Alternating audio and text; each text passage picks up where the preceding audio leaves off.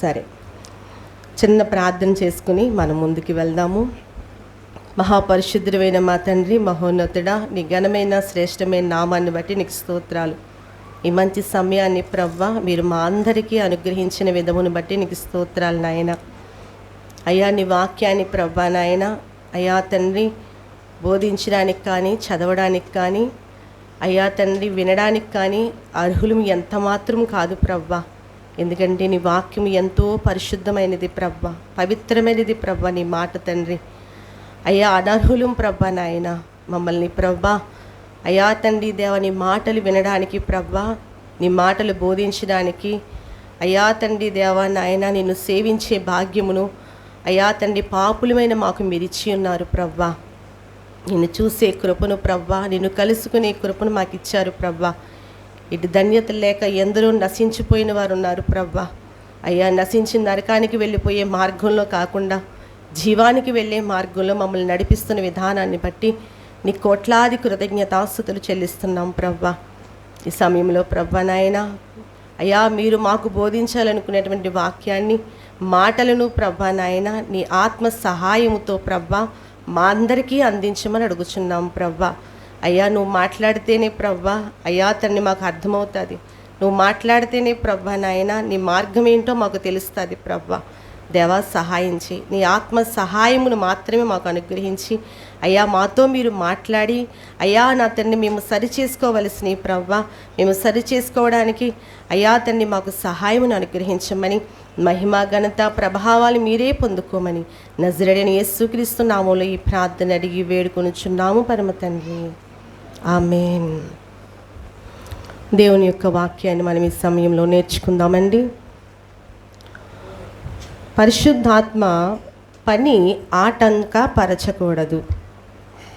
ఏంటండి? పరిశుద్ధాత్మ దేవుడి యొక్క పనిని ఆటంకపరచకూడదు అంటే ఏంటి? అడ్డుపరచకూడదు. ఆయన చేస్తున్న పనిని ఎంత మాత్రం కూడా ఆపకూడదు. ఆయన చేస్తున్నటువంటి మనలో ఉండి ఆయన చేస్తున్నటువంటి పనిని ఎంత మాత్రం కూడా నిర్లక్ష్యము చేయకూడదు. అయితే మనము మూలవాక్యము చూద్దామండి. 1 కొరింథీయులకు రాసినటువంటి పత్రిక 3వ అధ్యాయము 16వ వచనము. 1 కొరింథీయులకు రాసినటువంటి పత్రిక 3వ అధ్యాయము 16వ వచనము. మీరు దేవుని ఆలయమై ఉన్నారనియు దేవుని ఆత్మ మీలో నివసించుచున్నాడనియు మీరెరుగారా? దేవునికి స్తోత్రము, హల్లెలూయా. అక్కడ దేవుడు మాట్లాడుతున్న మాట ఏంటండి? దేవుని ఆత్మ మీలో నివసించుచున్నాడని మీరెరుగారా? మనకి ఇది ఒక ప్రశ్న, అవునండి. దేవుని ఆత్మ ఎవరిలో నివసిస్తుందండి? దేవుని ఆత్మ దేవునిలోనే నివసిస్తుందండి. పరిశుద్ధాత్మ దేవుడి గురించి మీ సేవకులు చాలా విషయాలు చాలా లోతుగా మీకు తెలియపరిచారు. మీకు తెలిసిన విషయాలే, కాకపోతే మరొక కోణంలో ఈరోజు పరిశుద్ధాత్మ దేవుడు మన ముందుకి తీసుకురావడం జరిగింది. దేవుని ఆత్మ పరిశుద్ధాత్మ దేవుడు మీలో నివసిస్తున్నాడని మీరు ఎరుగరా? పరిశుద్ధాత్మ దేవుడు ఎవరిలో నివసిస్తారండి? మనలోనే నివసిస్తాడు. ఆయనను సేవించే వారిలో, ఆయనను ఆరాధించే వారిలో, ఆయన మార్గములో ప్రయాణము చేసే వారిలో దేవుడు ఏం చేస్తాడండి? నివాసం అనేది చేస్తాడు. ఆయన ఉండి మనల్ని నడిపిస్తాడు. ఆయన మనలో ఉండి మనల్ని సర్వ సత్యములోకి ఆయన నడిపించే దేవుడుగా ఆయన ఉన్నాడని దేవుని వాక్యము సెలవిస్తూ ఉందండి. ఆయన నడిపించబడకపోతే మనం ఏమాత్రము నడవలేమండి. అయితే ఆయన గాలిలోనో లేకపోతే ఎక్కడెక్కడో నివసించడు, కానీ ఎక్కడ నివసిస్తాడండి? మనలోనే నివసిస్తాడు.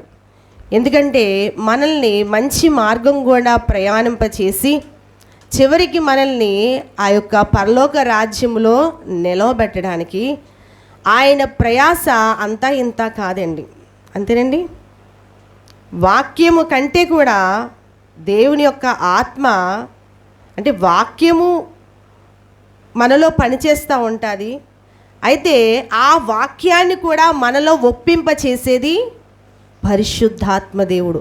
ఆయన సహాయం లేకపోతే మనం ఏమీ చేయలేం. ఆయన వాక్యాన్ని మనము అంగీకరించాలన్నా, ఆయన వాక్య ప్రకారం మనం ముందుకి వెళ్ళాలన్నా, ఆయన వాక్యాన్ని మనం స్వీకరించాలన్నా పరిశుద్ధాత్మ సహాయం మనకి చాలా అవసరం. ఒక క్రైస్తవుడి జీవితంలో, ప్రతి క్రైస్తవుడి జీవితంలో పరిశుద్ధాత్మ దేవుని యొక్క ప్రాముఖ్యత, ప్రాధాన్యత చాలా ఎక్కువ. అవునండి, చాలా చాలా ఎక్కువ. అలాంటి పరిశుద్ధాత్మ దేవుణ్ణి కొన్ని రకాలుగా ఇబ్బందులు పెడుతున్నామండి. ఏవే ఉన్నాయో ఈరోజు పరిశుద్ధాత్మ దేవుడు మనతో మాట్లాడతాడు. అందులో ఏవైనా మనలో ఉంటే కనుక దయచేసి వెంటనే తీసేసుకోవాలి. ఎందుకంటే ఆయన మన జీవితంలో చాలా ఇంపార్టెంట్ అయినటువంటి వ్యక్తి, దేవుడు. ఆయన లేకపోతే మనం లేము.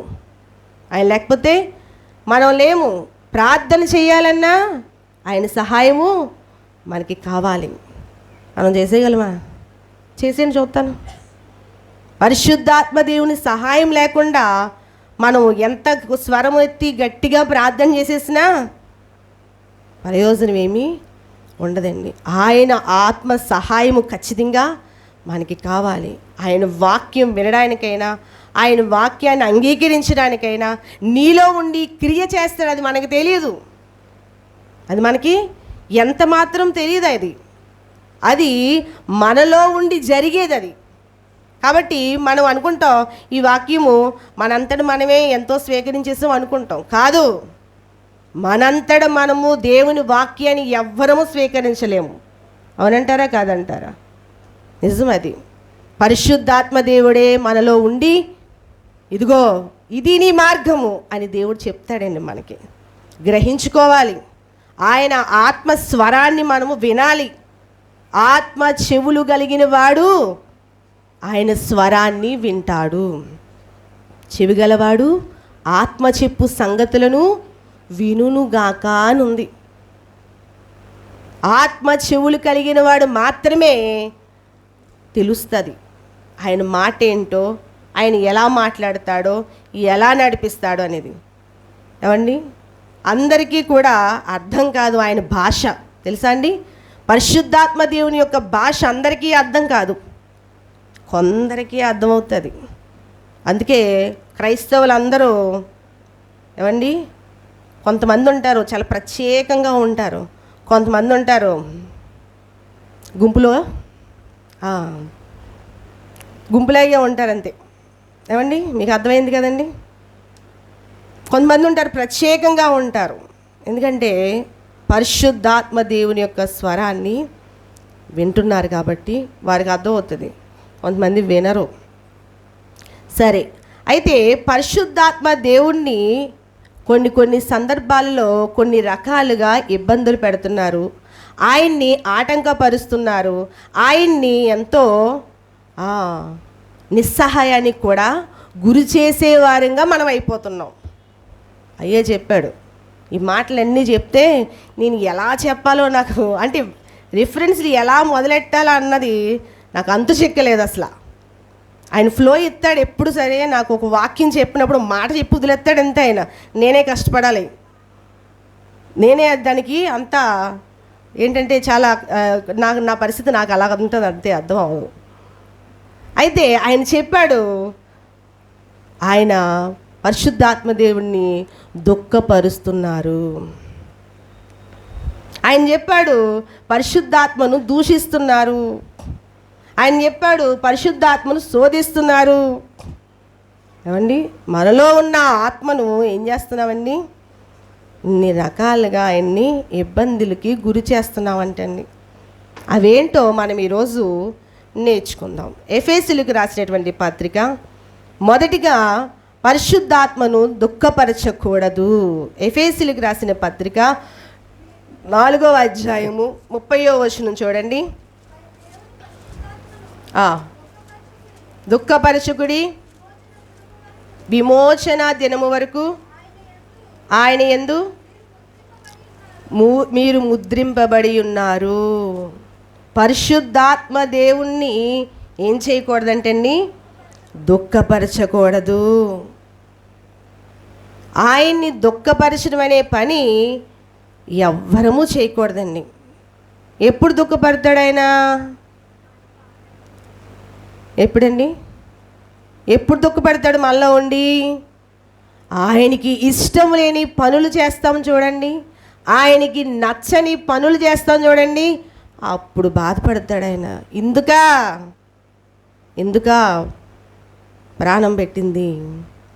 ఎందుకా రక్తము కార్చింది? ఈ విధంగా జీవించడం కొరకా నేను ప్రాణం పెట్టింది? యేసు ప్రభువారు మనందరి కోసం ఏం చేశాడండి? ఆయన ప్రాణం పెట్టాడు, ఆయన రక్తాన్ని చిందించాడు.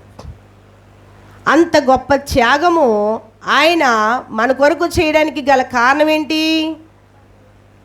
మన పాపములన్నీ క్షమించి మనల్ని ఆయన రాజ్యంలో చేర్చుకోవడానికి. మంచి పనికే కదండి చేశాడు ఆయన. అయితే ఆయన రక్తములో కడగబడినప్పటికీ కూడా, ఆయన ఆత్మను పొందుకున్నప్పటికీ కూడా చాలామంది చేస్తున్న పని ఏంటంటే పరిశుద్ధాత్మ దేవుణ్ణి దుఃఖపరచడము. ఏం చేస్తున్నారండి? దుఃఖపరుస్తున్నారు. అక్కడ అంటున్నాడు, దేవుని ఆత్మను దుఃఖపరచకుడి, విమోచన దినము వరకు ఆయన యందు మీరు ముద్రింపబడి ఉన్నారు. ఆయన మిమ్మల్ని ముద్రించుకున్నాడు. ఆయన మిమ్మల్ని విమోచన దినం వరకు మిమ్మల్ని ఏం చేసుకున్నాడు? ముద్రించుకున్నాడు. మీరు ఆయన బిడ్డలుగా మనల్ని ఆయన బిడ్డలుగా ముద్రించుకున్నాడు. ఆయన చేసుకున్నాడు ఆయన బిడ్డలుగా మనల్ని. మనంతటి మనం ఆయన బిడ్డలమేమీ అయిపోయామండి. ఎంత మాత్రము కూడా మనంతటి మనమే దేవుని బిడ్డలము అవ్వలేదండి. అలా ఆయన బిడ్డలం అవ్వడానికి కూడా గల కారణము పరిశుద్ధాత్మ దేవుడే. దేవుని బిడ్డలు అవ్వడానికి గల కారణం ఎవరండి? పరిశుద్ధాత్మ దేవుడే. మనం ఈ భూమిని విడిచిపెట్టి ఆ రాజ్యానికి చేరే వరకు కూడా మనం ఆయన చేత నడిపించబడిన వారిగా, నడిపించబడవలసిన వారిగా ఉన్నాము. అయితే ఈ లోపులోనే చాలామంది చేసే ఒక దుష్ట పని ఏంటంటే, దేవుణ్ణి ఏం చేస్తున్నారంటండి? దుఃఖపరుస్తున్నారు. చాలా దుఃఖపడతాడంటండి పరిశుద్ధాత్మ దేవుడు. ఆయనకి ఇష్టం లేని పనులు చేసినప్పుడు చాలా దుఃఖంతో ఆయన బాధపడుతూ ఉంటాడు. ఆయన ఒకటి చెప్తాడు, నువ్వు ఈ పని చెయ్యి అని చెప్తాడు. నువ్వేం చేస్తావు? అది వినవు. అది ఎంత మాత్రం కూడా వినవు. ఏం చేస్తావు? నీ మార్గంలో నీకు ఇష్టమైంది మాత్రమే నువ్వు చేయడానికి ఇష్టపడి వెళ్ళిపోతూ ఉంటావు. అలాంటి సమయంలో చాలా బాధపడతాడండి పరిశుద్ధాత్మ దేవుడు. చాలా దుఃఖపడతాడండి పరిశుద్ధాత్మ దేవుడు. చూడండి ఒకసారి యెషయా గ్రంథము 63వ అధ్యాయము 10వ వచనం చూడండి ఒకసారి.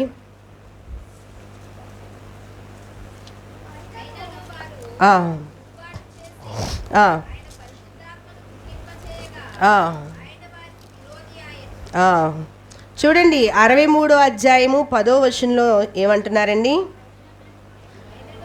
ఆయనను వారు తిరుగుబాటు చేసి ఆయన పరిశుద్ధాత్మను దుఃఖింపచేయగా ఆయన వారికి విరోధి ఆయను, తానే వారితో యుద్ధము చేశాను.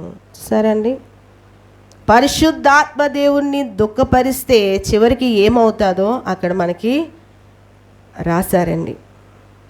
ఏమన్నారండి? తిరుగుబాటు చేసి ఆయన పరిశుద్ధాత్మను దుఃఖింపచేయగా. చూసారండి, తిరుగుబాటు చేస్తున్నారంటండి.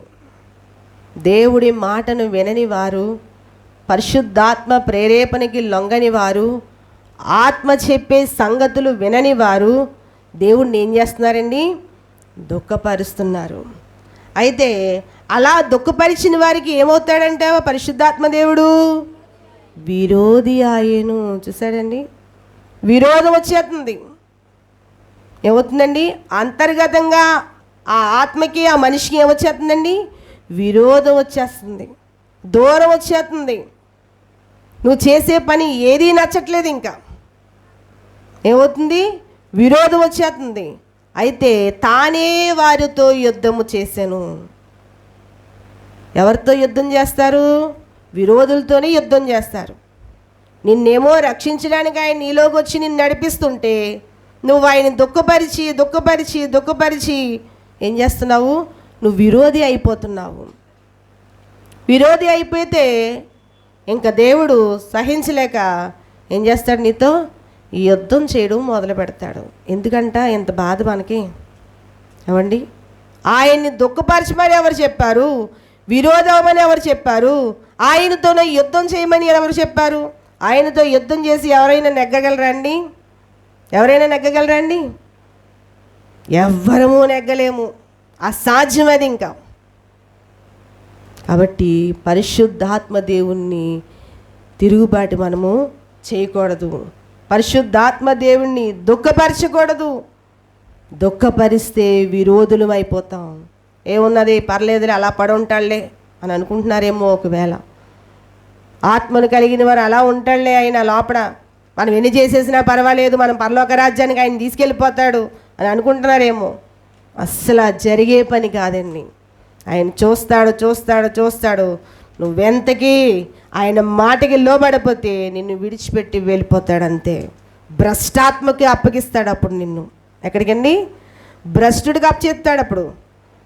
అప్పుడు ఆడేం చేస్తాడు? నిన్ను శుభ్రంగా నలగొట్టి పెడతాడు అంతే.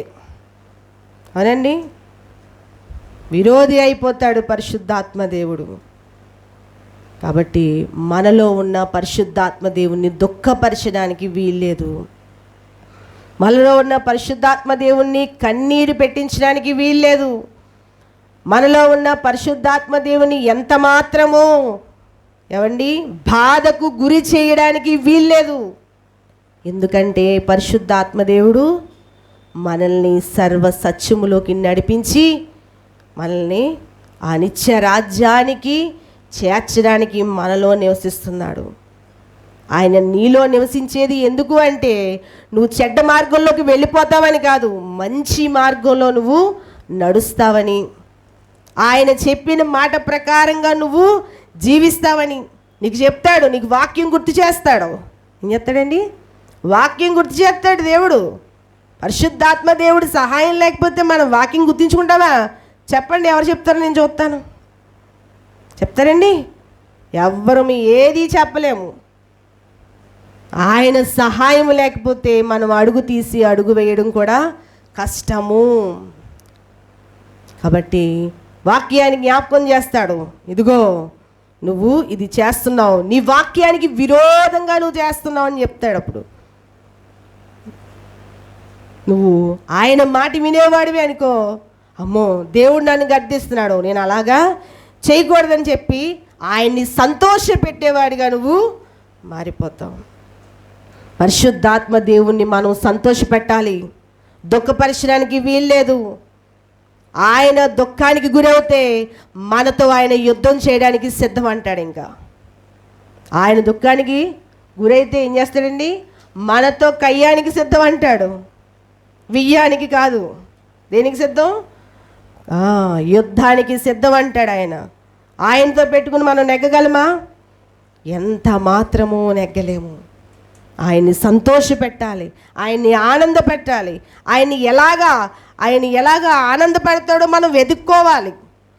అంతే తప్ప ఆయన్ని మనలో ఉంచుకుని శరీర క్రియల్లోనూ పాపక్రియల్లోనూ లోకక్రియల్లోనూ పడిపోయి మనం ఆయన్ని దుఃఖపరిస్తే ఖచ్చితంగా విడిచిపెట్టడం ఖాయము. అయినా సరే నేను ఆత్మతో ఉన్నాను, నేను దేవుణ్ణి నమ్ముకున్నాను కదా, ప్రతి ఆదివారం చర్చికి వెళ్తున్నాను, శుక్రవారం వెళ్తున్నాను, కూటాలకి వెళ్తున్నాను, అన్నింటికి వెళ్తున్నాను, నాలో ఆత్మ లేకపోవడం ఏంటో నువ్వు అనుకోవచ్చు. కానీ నువ్వు ఎప్పుడో భ్రష్టుడికి అప్పగించబడ్డావు.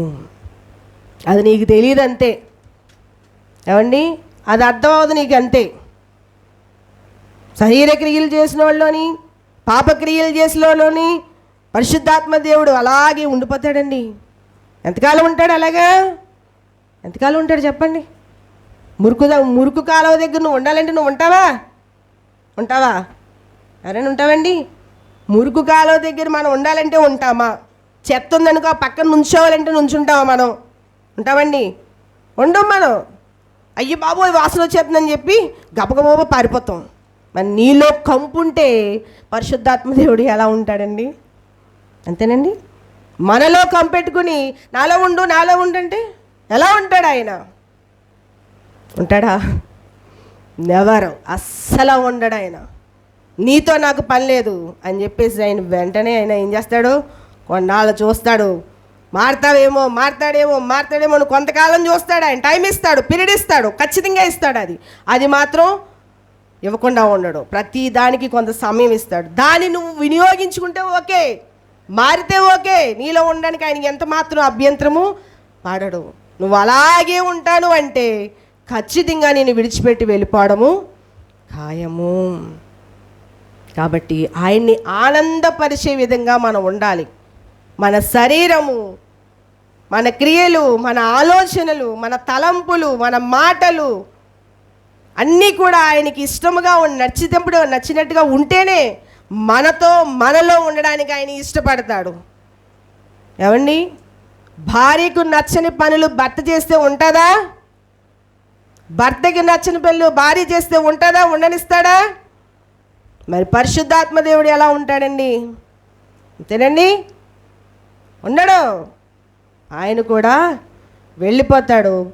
దుఃఖపడి నేను విడిచిపెట్టి ఆయన వెళ్ళిపోయి నీకు విరోధి అయిపోతాడు. నీతో యుద్ధానికి సిద్ధమైపోతాడంతే. నిన్ను సర్వ సత్యంలోకి నడిపించి ఆ యొక్క పరలోకం చేర్చాలనేదే ఆయన ఉద్దేశం. కానీ ఆ ఉద్దేశంలో నుంచి నువ్వు బయటకు వచ్చేసావు, ఇంక నిన్నెవడో బాగు చేయలేడు. అంతేనండి. కాబట్టి మనం తెలుసుకోవాల్సింది ఏమిటంటే పరిశుద్ధాత్మ దేవుణ్ణి మనము దుఃఖపరచకూడదు. ఆయన దుఃఖపడే పనులు మనం ఎన్నడూ చేయకుండా ఉండాలి. అలా ఉన్నప్పుడే మనతో ఆయన ఉండడానికి ఇష్టపడతాడు.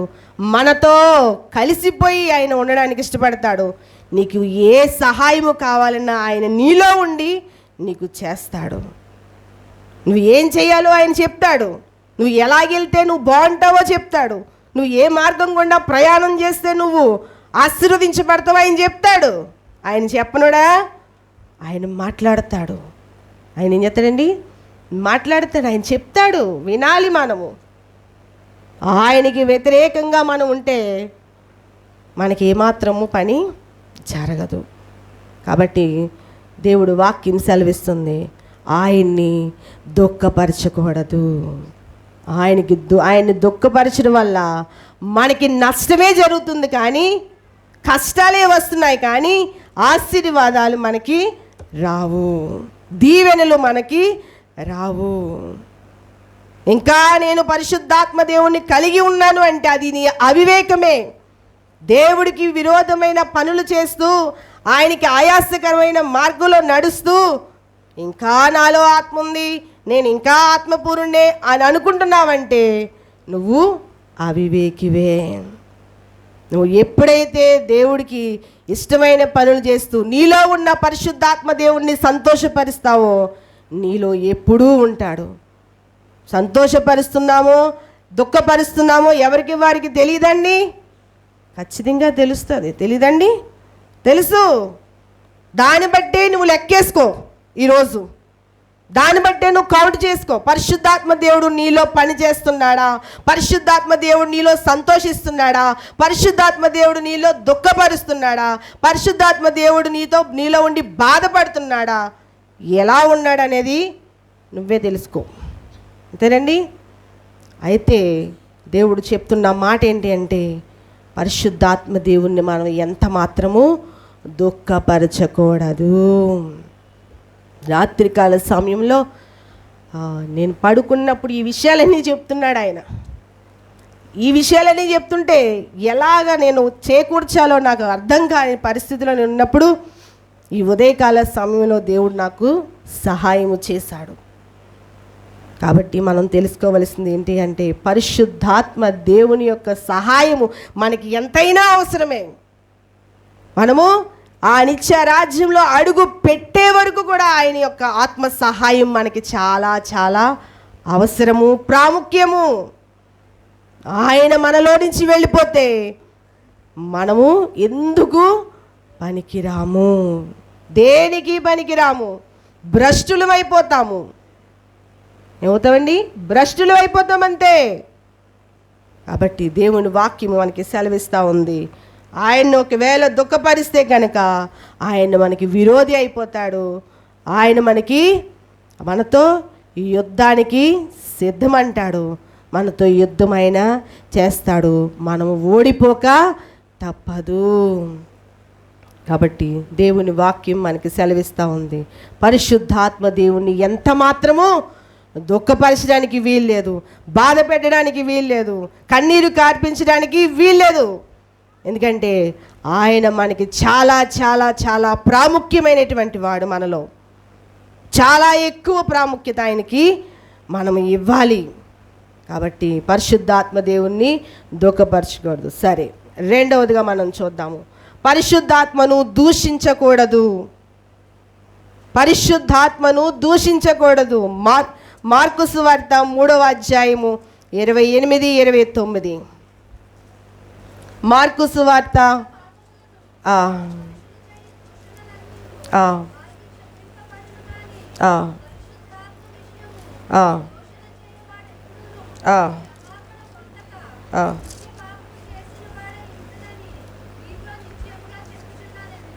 చూడండి, మార్కు సువార్త 3వ అధ్యాయము 28, 29 వచనాలు. సమస్త పాపములను మనుషులు చేయు దోషణలన్నీయు వారికి క్షమింపబడును గాని. చూసారండి, సమస్త పాపములను మనుషులు చేసే దోషణలను దేవుడు క్షమిస్తాడు, కానీ పరిశుద్ధాత్మ విషయము దోషణ చేయువాడెప్పుడును క్షమాపణ పొందక నిత్య పాపము చేసిన వాడై యుండునని మీతో నిశ్చయముగా చెప్పుచున్నాను నేను. చూసారండి, పరిశుద్ధాత్మ విషయంలో ఎవరైతే దూషించుతారో వాడికి క్షమాపణ లేదు, వాడికి క్షమాపణ లేదు. ఆత్మను దూషించడానికి వీల్లేదు, పరిశుద్ధాత్మను దూషించడానికి వీల్లేదు. ఎప్పుడు కూడా మనము పరిశుద్ధాత్మ దేవుణ్ణి దూషించకూడదు. ఈ పని ఎలా చేస్తామండి? మనం చెప్పాలి మీరే. పరిశుద్ధాత్మ దేవుణ్ణి దూషించడం అనే పని మనం ఎలా చేస్తాం? మన నోటితో మనం ఎలా చేస్తాం చెప్పాలి. మాట్లాడండి, మీకు తెలీదా? దైవజనులను విమర్శించినప్పుడు దూషించడం జరుగుతుంది. ఇంకా వాక్యాన్ని అర్థం చేసుకునే విషయంలో కూడా దూషించడం అనే పని జరుగుతుంది. జరుగుతుందా లేదండి? ఖచ్చితంగా జరుగుతుంది. ఒక దైవజనుడు వాక్యం చెప్తుంటే వంకరలు తీయడం అది దూషించడం కాదా? దూషించడమేనండి. పరిశుద్ధాత్మ దేవుణ్ణి దూషించడం. కాబట్టి పరిశుద్ధాత్మ దేవుణ్ణి దూషించడానికి వీల్లేదు. వాక్యమే కాదు, ప్రార్థనే కాదు, ఏది చేసినా ఆ దైవజనులైనా సరే, ఆత్మతో ఎవరు చేసినా సరే వాళ్ళని మనము పేర్లు పెట్టి రకరకాలుగా వాళ్ళ గురించి మనం మాట్లాడుకున్నామంటే నువ్వు అనుకోవచ్చు ఆ మనిషి గురించే మాట్లాడుతున్నానని. కానీ దేవుడు వాక్యం చెప్తుంది, పరిశుద్ధాత్మ దేవుణ్ణి నువ్వు దూషిస్తున్నావు. అతనిలో ఉన్న, ఆమెలో ఉన్న ఎవరిని దూషిస్తున్నాము? పరిశుద్ధాత్మ దేవుణ్ణి దూషించడం అనేది జరుగుతుంది. అలా దూషించిన వాడికి ఏం లేదంటున్నాడండి అక్కడ? క్షమాపణ లేదు. దూషిస్తే క్షమాపణ. ఒకవేళ నువ్వు దేవుడి గురించి అక్కడ ఏమన్నాడండి? పై వచనంలో పాపముల విషయమై ఆ సమస్త పాపములను మనుషులు చేయు దోషులను క్షమిస్తాడు, కానీ పరిశుద్ధాత్మ దేవుణ్ణి దూషిస్తే కనుక క్షమించడు. పరిశుద్ధాత్మ దేవుణ్ణి దూషించడం అనే పని ఎవ్వరము చేయకూడదు. ఆత్మను దూషించిన వాడికి పాప క్షమాపణ లేదు అని దేవుని యొక్క వాక్యం మనకి సెలవిస్తుంది. అలా చెప్తున్నారు, ఇలాగంటున్నారు, అలాగంటున్నారు అని చెప్పి ఆయనలో ఉన్నటువంటి లేకపోతే ఆమెలో ఉన్నటువంటి పరిశుద్ధాత్మ దేవుణ్ణి దూషించడానికి ఎంత మాత్రం కూడా వీల్లేదని దేవుడి వాక్యము మనకి సెలవిస్తుంది. ఎప్పుడూ కూడా పరిశుద్ధాత్మ దేవుణ్ణి మనము దూషించడానికి వీల్లేదు. పరిశుద్ధాత్మ విషయము దూషణ చేయవాడు ఎప్పుడునూ క్షమాపణ పొందక నిత్య పాపము చేసిన వాడై ఉండును. నీతో నిశ్చయముగా అంటే వాడికి క్షమాపణ లేదు, వాడు నిత్యము పాపం చేసిన వాడితో సమానం. ఇంకా వాడికి క్షమాపణ అనేది లేదు. ఇంకా ఆడి జీవితాంతకాలం కూడా పాపము చేసిన వాడితో సమానము. ఏ పాపమైనా క్షమిస్తాడు, కానీ పరిశుద్ధాత్మ దేవుణ్ణి దూషించడం అనే పనిని నీ పక్కోళ్ళో లేకపోతే నీ ముందోళ్ళో ఏమండి ఆమెకి దేవుని ఆత్మ వచ్చి ఏదో ఒక భాషల్లో మాట్లాడుతుంది అనుకోండి, ఈవిడికే ఉన్నాడు పరిశుద్ధాత్మ దేవుడు ఇల్లునే ఉన్నాడేమో, ఇలా మాట్లాడేస్తున్నారు, అలా మాట్లాడేస్తున్నారు అని నువ్వు అనడానికి వీల్లేదు. జాగ్రత్త, నోరు అదుపులో పెట్టుకో. ఏమంటున్నాడండి? అదుపులో పెట్టుకో, జాగ్రత్త. నువ్వు మాట్లాడేది ఆ మనిషి గురించి అనుకోవచ్చు, కానీ దేవుడు అంటున్నాడు ఆమెలో ఉన్నటువంటి పరిశుద్ధాత్మ దేవుని నువ్వు దూషిస్తున్నావు, కౌంట్ పడిపోతుంది, పైన లెక్కేస్తున్నాడండి. ఇంకైనా ఎప్పుడూ కూడా అలా మాట్లాడడానికి వీల్లేదు, విమర్శించడానికి వీల్లేదు. ఆమెకు దేవుడికి సంబంధించింది, అది నీకు కాదు. అవునండి, మనకు అది సంబంధించింది. మనం మాట్లాడుకోవడానికి ఆమె భాషలే మాట్లాడవచ్చు, ఏదో చేయొచ్చు. దేవుని ఆత్మతో ఆవిడ చేస్తుంది, దేవుని ఆత్మతో అతను చేస్తున్నాడు, కానీ మనము వాళ్ళకి పేర్లు పెట్టడానికి వీల్లేదు. నువ్వు అనుకోవచ్చు ఆ మనిషి గురించే మాట్లాడుతున్నానని, కానీ కాదు. ఆ పని చేస్తున్నప్పుడు ఆ విధానంగా నువ్వు మాట్లాడుతున్నావు కాబట్టి ఆమెలో ఉన్న అతనిలో ఉన్న పరిశుద్ధాత్మ దేవుణ్ణి దూషిస్తున్నాము. మనకి తెలియకుండానే ఈ దూషణ మాటలు వచ్చేస్తాయండి. ఏదో మనం మామూలుగా మాట్లాడినట్టే ఉంటుంది, కానీ దేవుడు అది లెక్క పెడతాడండి. నువ్వు అప్పుడు ఏమవుతున్నావు? ఊరకనే. ఎందుకంటే మనకంత నోరు మనము అదుపులో పెట్టుకుంటే మనకు శిక్ష వస్తుందండి? వస్తుందా? రాదు. ఒక సేవకుడు చెప్తూ ఉంటాడు, అలాగా ఇలాగా అని మాట్లాడుకుంటూ ఉంటారు. ఏమండి, అలా దైవజనుల కోసం మాట్లాడుకోవడం, ఆయన వాక్యం కోసం మాట్లాడుకోవడం, వాళ్ళు చెప్పేటువంటి ప్రార్థనల కోసము, ప్రవచనాల కోసము ఏమండి మాట్లాడుకోవడము, హేళనగా నవ్వుకోవడము, ఇవన్నీ ఏం చేస్తున్నారు అనుకుంటున్నారు? మీరు అనుకోవచ్చు ఆ దైవజనుడి గురించే మాట్లాడుకుంటున్నావని, కానీ కాదు. అతను ఆత్మతోనూ మాట్లాడుతున్నప్పుడు నువ్వు అలా మాట్లాడావు కాబట్టి ఖచ్చితంగా నువ్వు పరిశుద్ధాత్మ దేవుణ్ణి దూషించిన వారివి అయిపోతున్నావు. నీకు క్షమాపణ ఉంటుందని నువ్వు అనుకుంటున్నావా? ఏమాత్రమూ ఉండదు. జాగ్రత్త, నోరు చాలా అదుపులో పెట్టుకుని ఉండాలి. అది సేవకులమైనా సంఘమైనా ఎవరైనా సరే ఒకరి గురించి మాట్లాడడం అనేది చాలా జాగ్రత్తగా మాట్లాడాలి. వాళ్ళు పరిశుద్ధాత్మతో నింపబడి ఆత్మవరాలతో మాట్లాడుతూ ఆత్మవరాలతో పనిచేస్తూ ఉన్నప్పుడు మనం హేళనగా మాట్లాడడానికి వీల్లేదు. అలా మాట్లాడినప్పుడు ఖచ్చితంగా దేవుడు క్షమించడు. నీకు తెలుసా అది పరిశుద్ధాత్మ దేవుడో లేకపోతే దురాత్మ? నీకు తెలుసా? అది దేవుడికి ఆ మనిషికి సంబంధించింది, నీకు నాకు కాదు. అంతేనండి, మనెవరికి కాదు అది. కాబట్టి దూషించడం అనే పని మనం అనుకోవచ్చు ఆ వ్యక్తి గురించే మాట్లాడుతున్నావు, ఫలానా వ్యక్తి గురించి అనుకోవచ్చు, కానీ కాదు. అతనిలో ఆమెలో ఉన్నటువంటి పరిశుద్ధాత్మ దేవుణ్ణి తెలియకుండానే దూషించడం అనే పని జరిగిపోతుంది. దానికి పాప క్షమాపణ లేదని చెప్తున్నాడండి.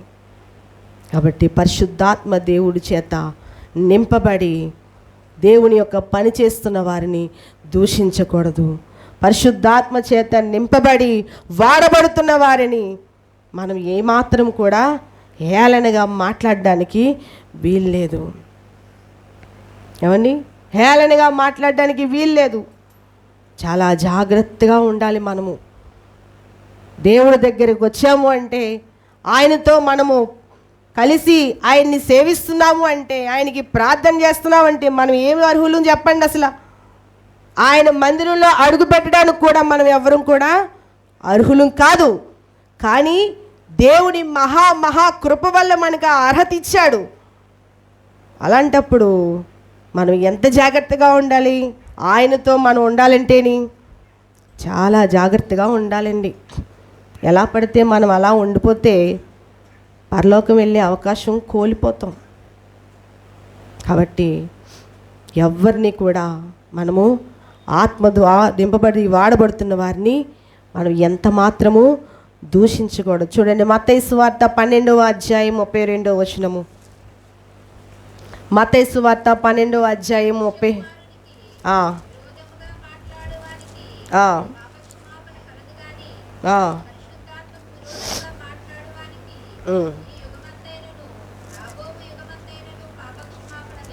చూసారండి, 12వ అధ్యాయం 32వ వచనంలో ఏమని మాట్లాడుతున్నారండి?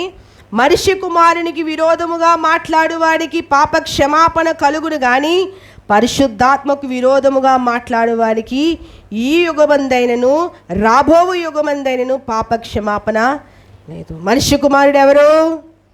యేసు క్రీస్తు గురించి ఒకవేళ నువ్వు ఏదైనా తప్పుగా మాట్లాడితే క్షమాపణ ఉంటారేమో, కానీ పరిశుద్ధాత్మ దేవుడి గురించి నువ్వు తప్పుగా మాట్లాడితే క్షమాపణ లేదంటున్నాడండి. బయట మనం చూస్తే అందరూ యేసుప్రభు గురించే తప్పుగా మాట్లాడతారు. క్రైస్తవులు ఒక్కలే పరిశుద్ధాత్మ దేవుణ్ణి దూషిస్తూ మాట్లాడతారు. అంతేనండి. బయట ఎవరైనా ఏం చేస్తారండి?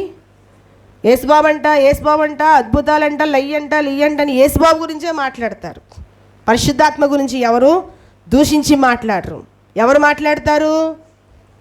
పరిశుద్ధాత్మ దేవుని గురించి దూషిస్తూ మాట్లాడేది కేవలం క్రైస్తవులు మాత్రమే. క్రైస్తవులు మాత్రమే పరిశుద్ధాత్మ దేవుని దూషించేవారు. అన్యులు ఎవరు దూషించే అవకాశం లేదు. ఎందుకంటే వాళ్ళకి తెలియదు ఒక పరిశుద్ధాత్మ దేవుడు అంటూ ఉన్నాడు, ఆయన ఇలా పనిచేస్తాడు అలా పనిచేస్తాడని అన్యులు ఎవ్వరికీ తెలియదు. ఎవరికి తెలుసు? క్రైస్తవుడికి మాత్రమే తెలుసు. క్రైస్తవులు మాత్రమే దూషించే అవకాశం ఉంది. మరి ఎవ్వరూ దూషించే అవకాశము లేదు. కాబట్టి పరిశుద్ధాత్మ దేవుణ్ణి దూషించడానికి వీల్లేదు. ఆత్మతో పనిచేసేవారిని దూషించకండి. ఆత్మతో భాషలతో మాట్లాడేవారిని దూషించకండి. ఆత్మతో ఒక కార్యము చేసేవాడిని, ఆవిడ చాలా పెద్ద ప్రార్థనా పరురాలు, అందుకే వెళ్ళి స్వస్థతలు చేసేస్తుంది, అద్భుతాలు చేసేస్తున్నాడు. ఎందుకా హేళన మాటలు? నువ్వు కూడా చెయ్యాలగా, బాగుంటుంది, దేవుడి రాజ్యం కట్టబడుతుంది. నీకు చేయడం చేత కాదు, చేసిన వాళ్ళకి పేర్లు పెట్టడం బాగా వచ్చింది. నేను కఠినంగా చెప్తున్నానా? సారీ, నా దేవుడు అలా మాట్లాడిస్తున్నాడు అంతే.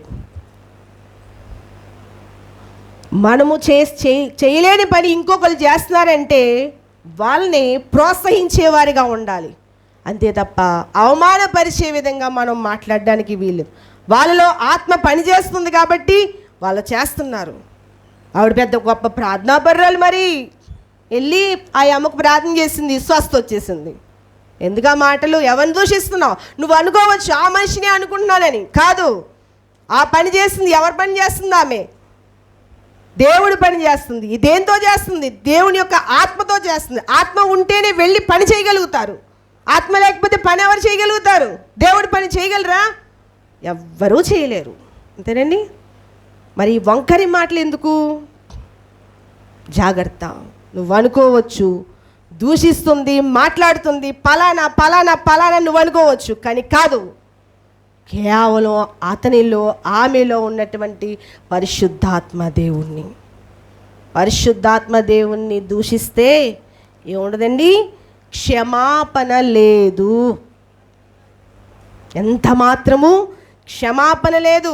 యేసుక్రీస్తు గురించి ఒకవేళ నువ్వు ఏదైనా తప్పుగా మాట్లాడినా, హేళనగా మాట్లాడినా క్షమాపణ ఉంటుందేమో, కానీ చూసారండి, పరిశుద్ధాత్మ దేవుడికి ఎంత దేవుడు విలువిచ్చాడో చూడండి అక్కడ. అంటే ఆ యేసుక్రీస్తుని కూడా ఒప్పింపజేసేది ఎవరు? పరిశుద్ధాత్మ దేవుడే.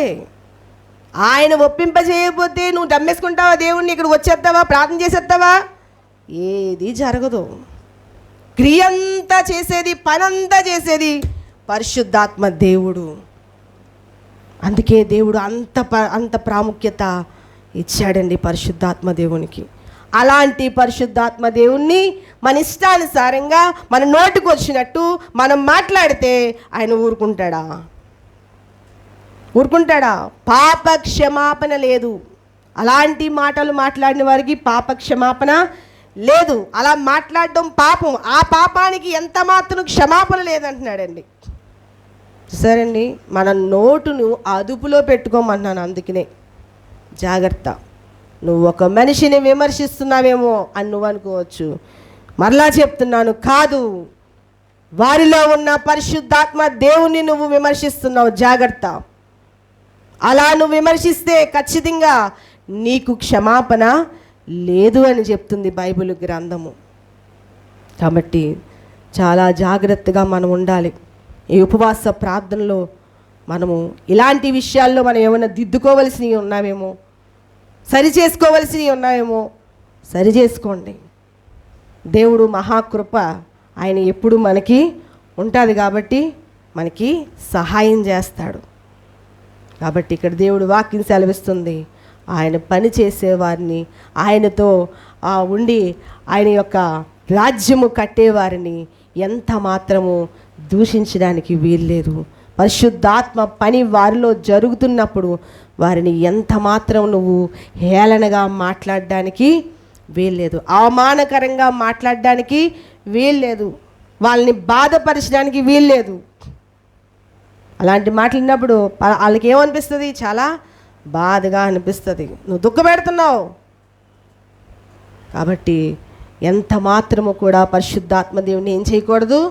దూషించడానికి వీల్లేదు. చాలా జాగ్రత్తగా దేవుడు పనిచేసే వారి విషయంలో మనం మాట్లాడడం అనేది చాలా ఆచితూచి మాట్లాడాలి. ఏం చేయాలండి? ఆచితూచి మాట్లాడాలి. నోటికి ఎంత వస్తే మనం అలా మాట్లాడితే ఎంత మాత్రము కూడా క్షమాపణ దొరకదు. కాబట్టి క్షమాపణ మనకి దొరికే పాపాలు ఉన్నాయి బైబిల్ గ్రంథంలో, క్షమాపణ దొరకని పాపాలు కూడా ఉన్నాయి. అది ఏంటది? ఈ విషయంలోనే దేవుని యొక్క వాక్యం మనకి సెలవిస్తుంది. జాగ్రత్తగా మనము మన యొక్క నోరుని ఏం చేయాలండి? జాగ్రత్తగా వాడుకోవాలి.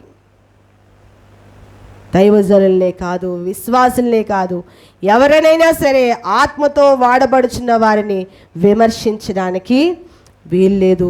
వారిలో ఉన్నటువంటి ఆత్మను దూషించడానికి వీల్లేదు అని దేవుడి వాక్యము సెలవిస్తుంది. సరే, మూడవది, ఆత్మను శోధించవద్దు. అపోస్తుల కార్యములు 5వ అధ్యాయము 9.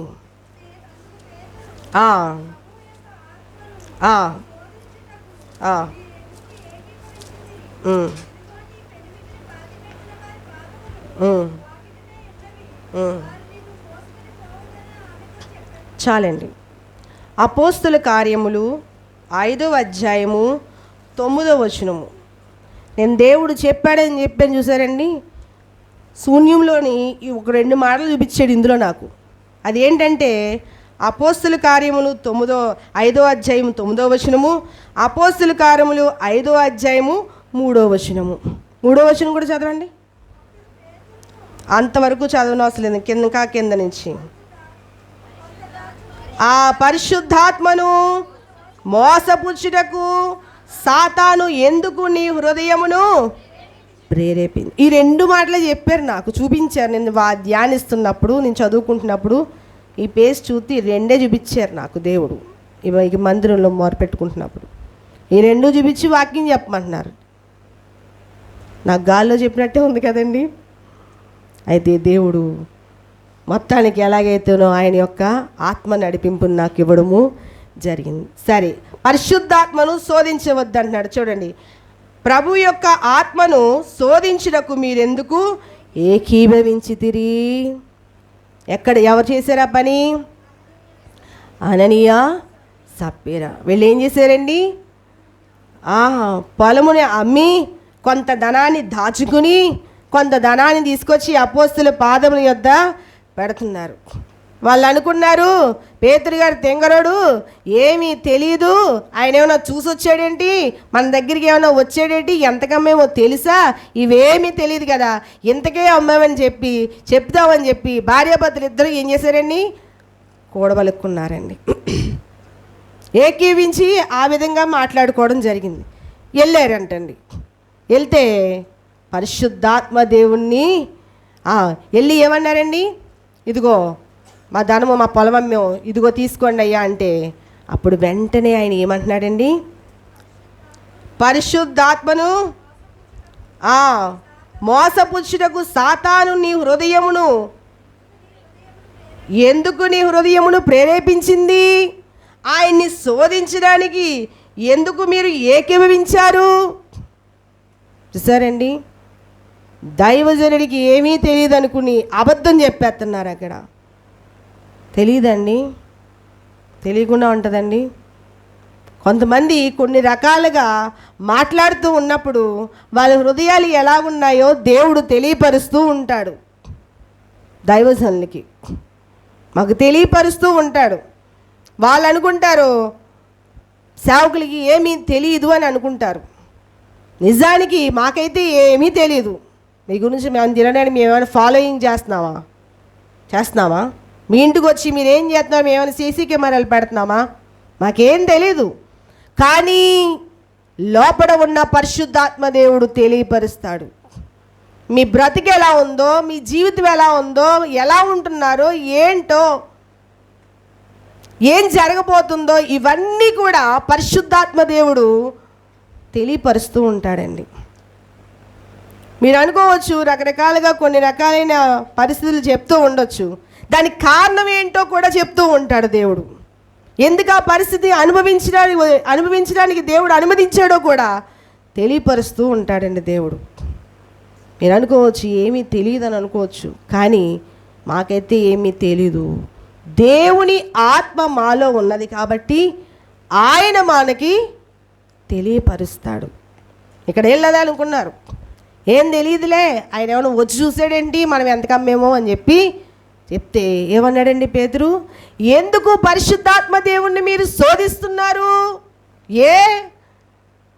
అమ్మారు మీదే కదా, మీ దగ్గరుంటే మేము ఎంత ఇస్తున్నామంటే మేమైనా వద్దంటామా? ఎందుకు అబద్ధాలాడి పరిశుద్ధాత్మ దేవుణ్ణి శోధిస్తున్నారు? నోటుకు వచ్చింది పర్లేదు, అబద్ధమే కదా, చిన్నదే కదా అని మనం అనేసుకుని టప వదిలేస్తూ ఉంటాం. కానీ నువ్వేం చేస్తున్నావు? దేవుణ్ణి లోపల దుఃఖపరుస్తూ ఉంటావు. ఏదో చెప్పేస్తూ ఉంటావు దేవుడి సేవకుల దగ్గరికి వచ్చి.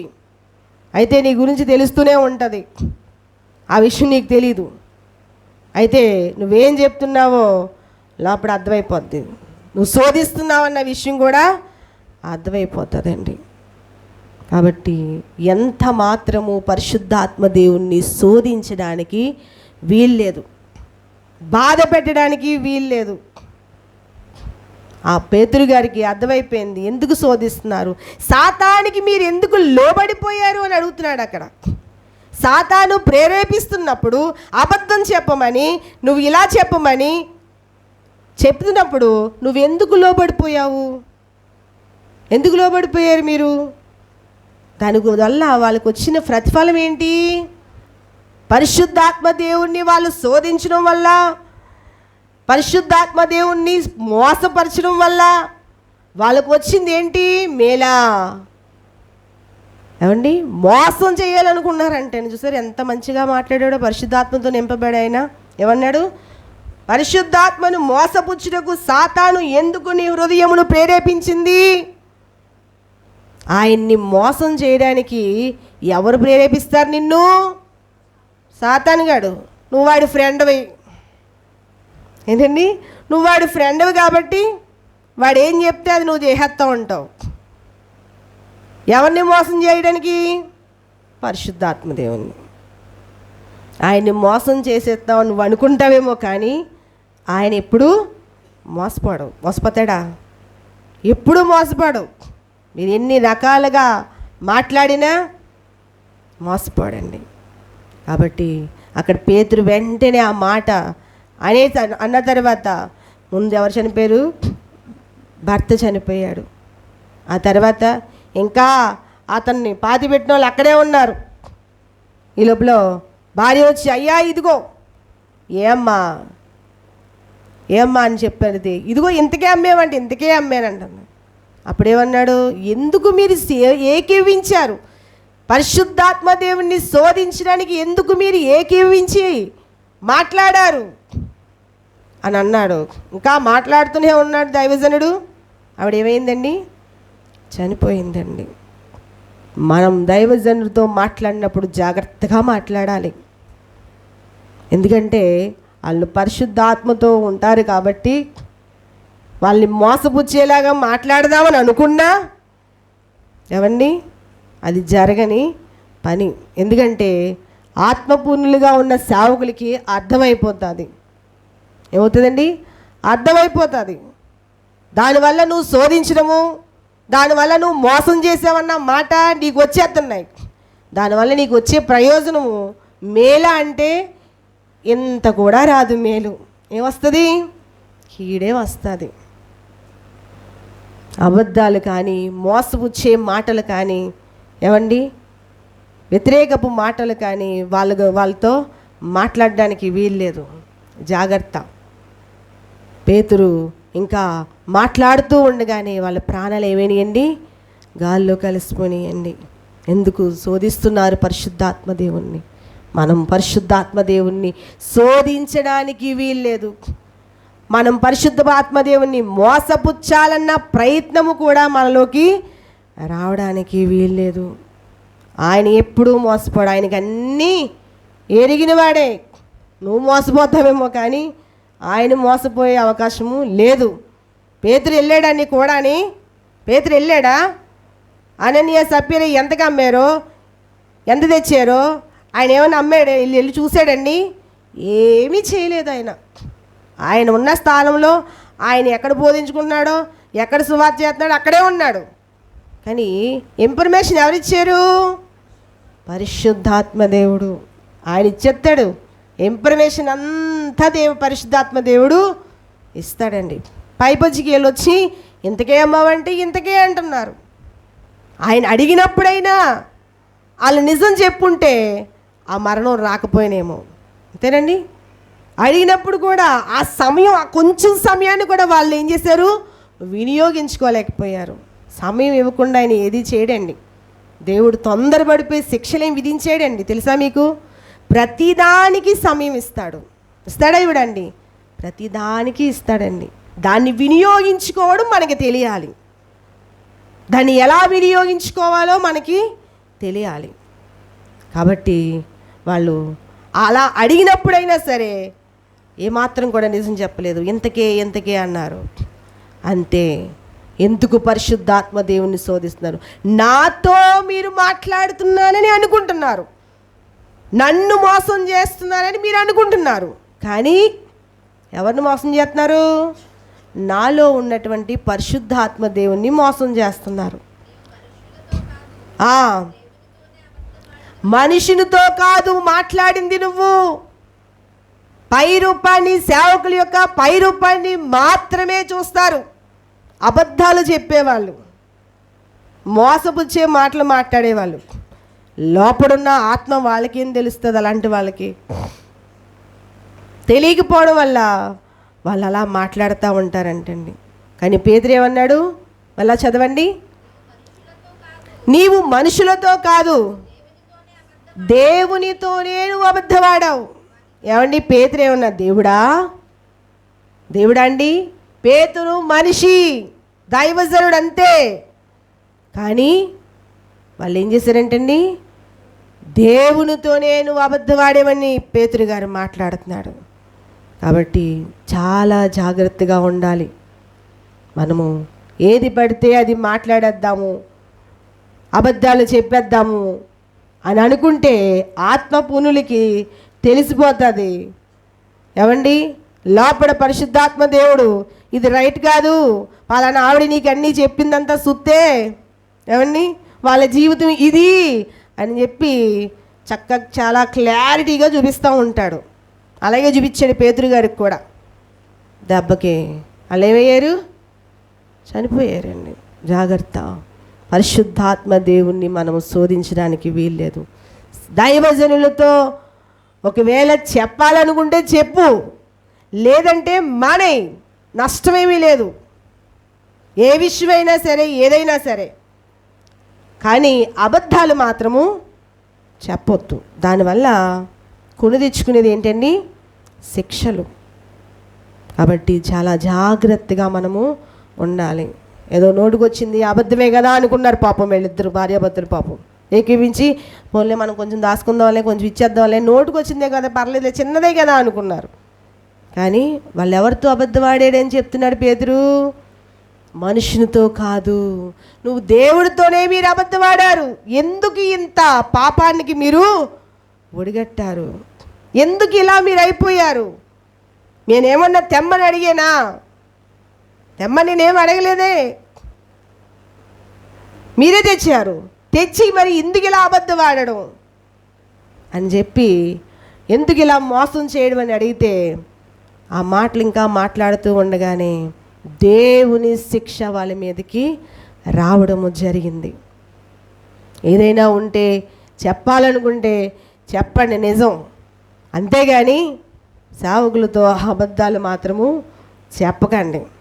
డాక్టర్తో కూడా అబద్ధం ఆడకూడదు, తెలుసా మీకు? ఏముందో రోగం ఖచ్చితంగా క్లారిటీగా వాళ్ళకి చెప్తేనే వాళ్ళకి మంచి మందు మీకు ఇస్తారు.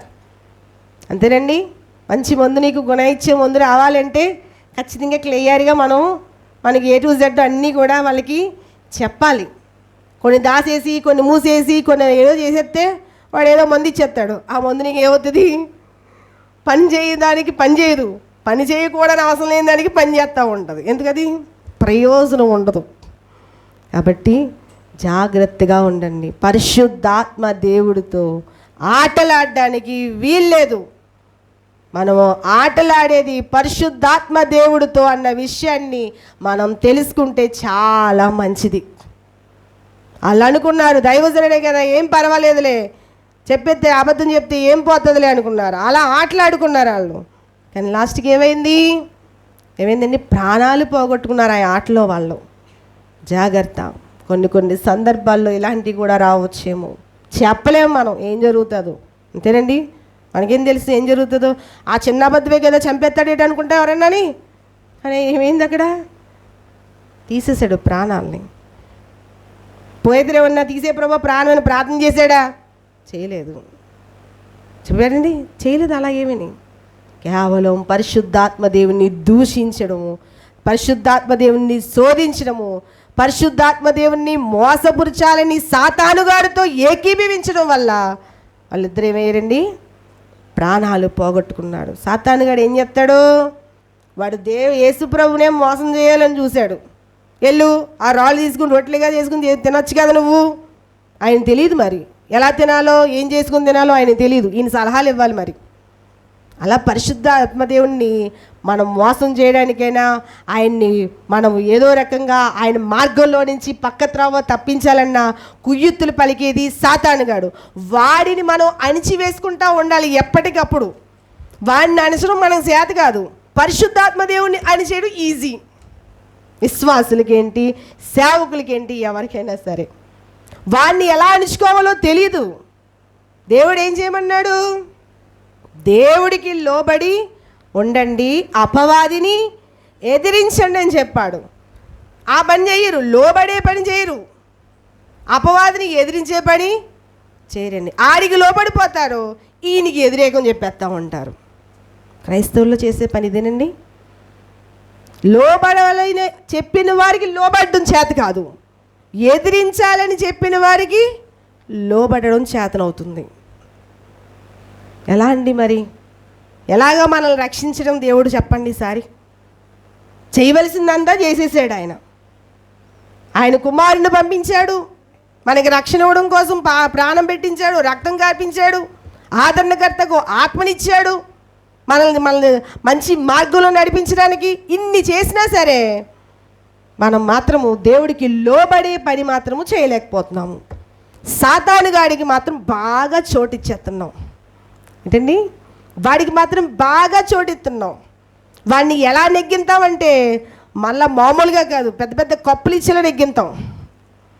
ఏమండి, పెద్ద పెద్ద కప్పులు ఇచ్చేలా నెగ్గింతాం. వాడి ప్రతి మాట వినేస్తాం. అలాగే చేశారు వీళ్ళు. ఆడి మాటినే అదే కదండి అన్నాడు. ఎందుకు సాతానుగాడికి మీరు చోటిచ్చారు? వాడి మాటకి ఎందుకు లోబడ్డారు? ఎందుకు దేవుణ్ణి శోధించారు?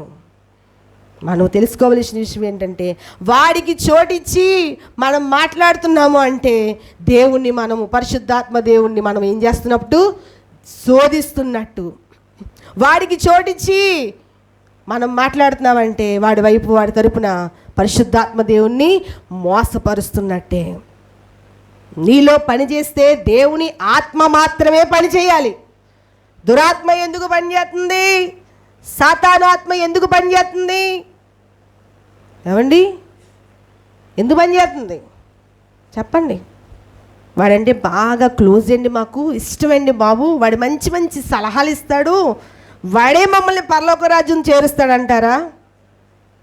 వాడేమన్నా పరలోక రాజ్యం చేరుస్తాడా? ఎవరు చేరుస్తారు? పరిశుద్ధాత్మ దేవుడు చేరుస్తాడు. అంతే తప్ప సాతానుగాడు మనల్ని ఏమీ పరలోక రాజ్యం చేర్చడు. అది జాగ్రత్తగా గమనించుకోండి మీరు. పరలోక రాజ్యాన్ని చేర్పించే వారినేమో పక్కన పెట్టేస్తున్నాం. ఆయన్ని దుఃఖపరచడము, ఆయన్ని దూషించడము, ఏమండి, ఆయన్ని శోధించడము, ఆయన్నేమో తిరస్కరించడం చేస్తూ ఉంటాం. ఏ పని అయితే మనకు చేయకూడదు అనుకుంటామో ఆ పని చేసేవాడిని మాత్రం చెట్టా పట్టాలు వేసుకుని మరీ తిరిగేస్తాం వాడితోని. ఏమండి, ఇది ఎంతవరకు కరెక్ట్ అంటారు? ఏమండి, ఆలోచించాలి మనం. దేనికి మనము ప్రాముఖ్యత ఇవ్వాలి, దేనికి మనం ప్రాముఖ్యత ఇవ్వకూడదు.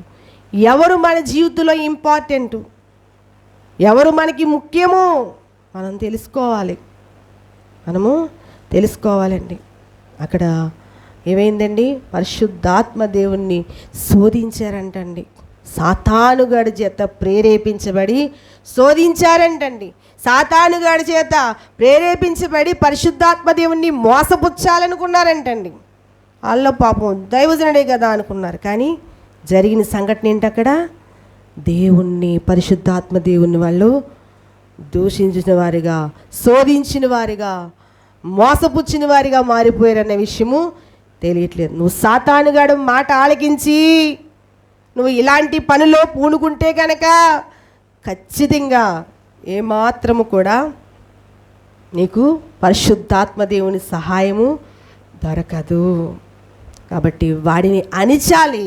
వాడిని ఏం చేయమన్నాడు? వాడి తలను చితక్కొట్టండి అన్నాడు. మనం ఆ పని చెయ్యం. మనం చేతనవుతేనే కదా, చేతనవుతే చేస్తాం ఏదైనా పని. ఏమండి, ఇంట్లో ఏదన్నా దంచమంటే బాగా దంచేస్తాం. ఏదన్నా మనకి వండుకోవడానికో, తినడానికో, లేకపోతే ఏదో పనుకో ఏదైనా చేయాలనుకుంటే బాగా మెత్తగా దంచుకుంటాం. కానీ సాతానుగాడిని దంచడం అనే పని దంచాలి. వాడిని అనగదొక్కితేనే మనము నిలబడగలుగుతాం.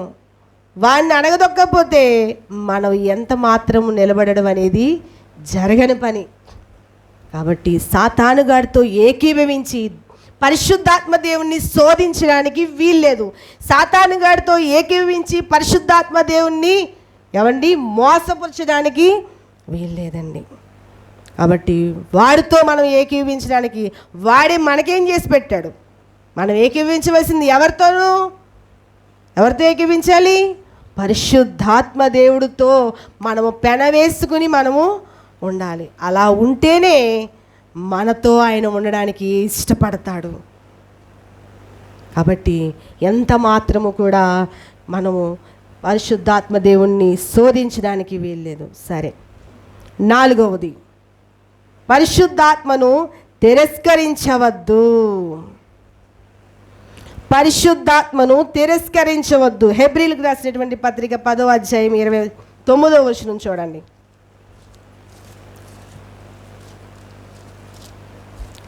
10వ అధ్యాయము 29వ వచనము. ఆ, ఆ, ఉమ్, ఉమ్, ఆ.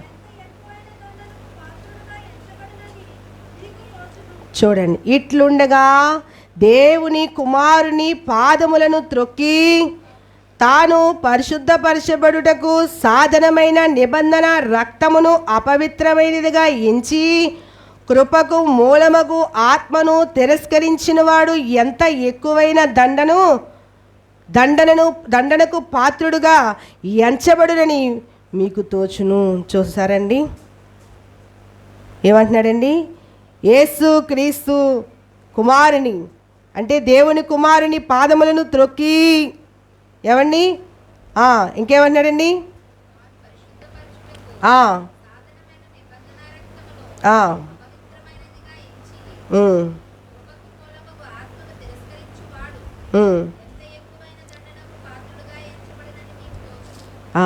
పరిశుద్ధాత్మ దేవుడు మనలను ప్రభువును అంగీకరించేలా చేసింది పరిశుద్ధాత్మ దేవుడే.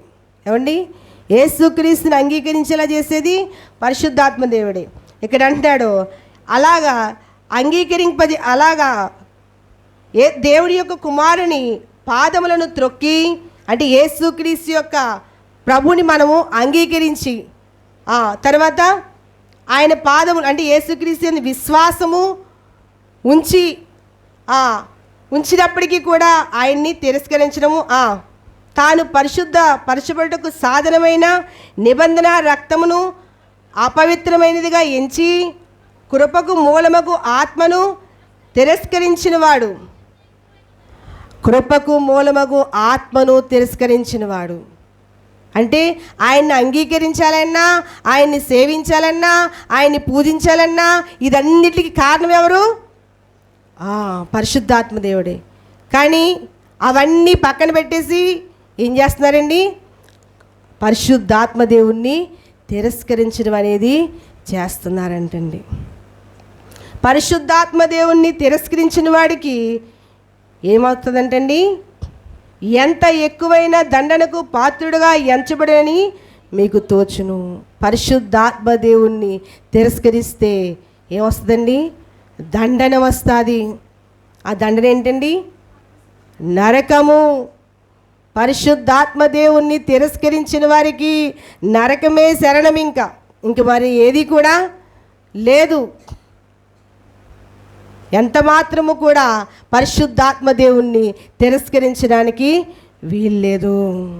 అది నరకమే. తిరస్కరించిన వాడికి ఏమొస్తుందంటండి? నరకమే వస్తుంది. కాబట్టి యేసుక్రీస్తుని, ఆయన రక్తాన్ని, అన్నిటినీ కూడా పక్కన పెట్టేస్తున్నాం. ఇంకా అన్నిటినీ కూడా దూరం చేసేసుకుంటున్నాం పరిశుద్ధాత్మ దేవుణ్ణి తిరస్కరించడం వలన. కాబట్టి మనం తెలుసుకోవాల్సింది ఏంటంటే, పరిశుద్ధాత్మ దేవుణ్ణి ఎంత మాత్రము కూడా తిరస్కరించడానికి వీల్లేదు. అలా తిరస్కరించిన వాడికి ఆ ఆత్మ ప్రేరేపణ మనలో వస్తున్నప్పుడు ఆ యొక్క ప్రేరేపణ పక్కన పెట్టేసి నీ యొక్క స్వాధీనంలో, నీ యొక్క చిత్త ప్రకారంగా, నీ ఇష్టానుసారంగా నువ్వు నడుచుకుంటూ ఆయన్ని నువ్వు తిరస్కరిస్తున్నావు అంటే ఖచ్చితంగా నువ్వు వెళ్ళే మార్గం ఏంటి? జీవమైతే కాదు. ఏమొస్తుందండి?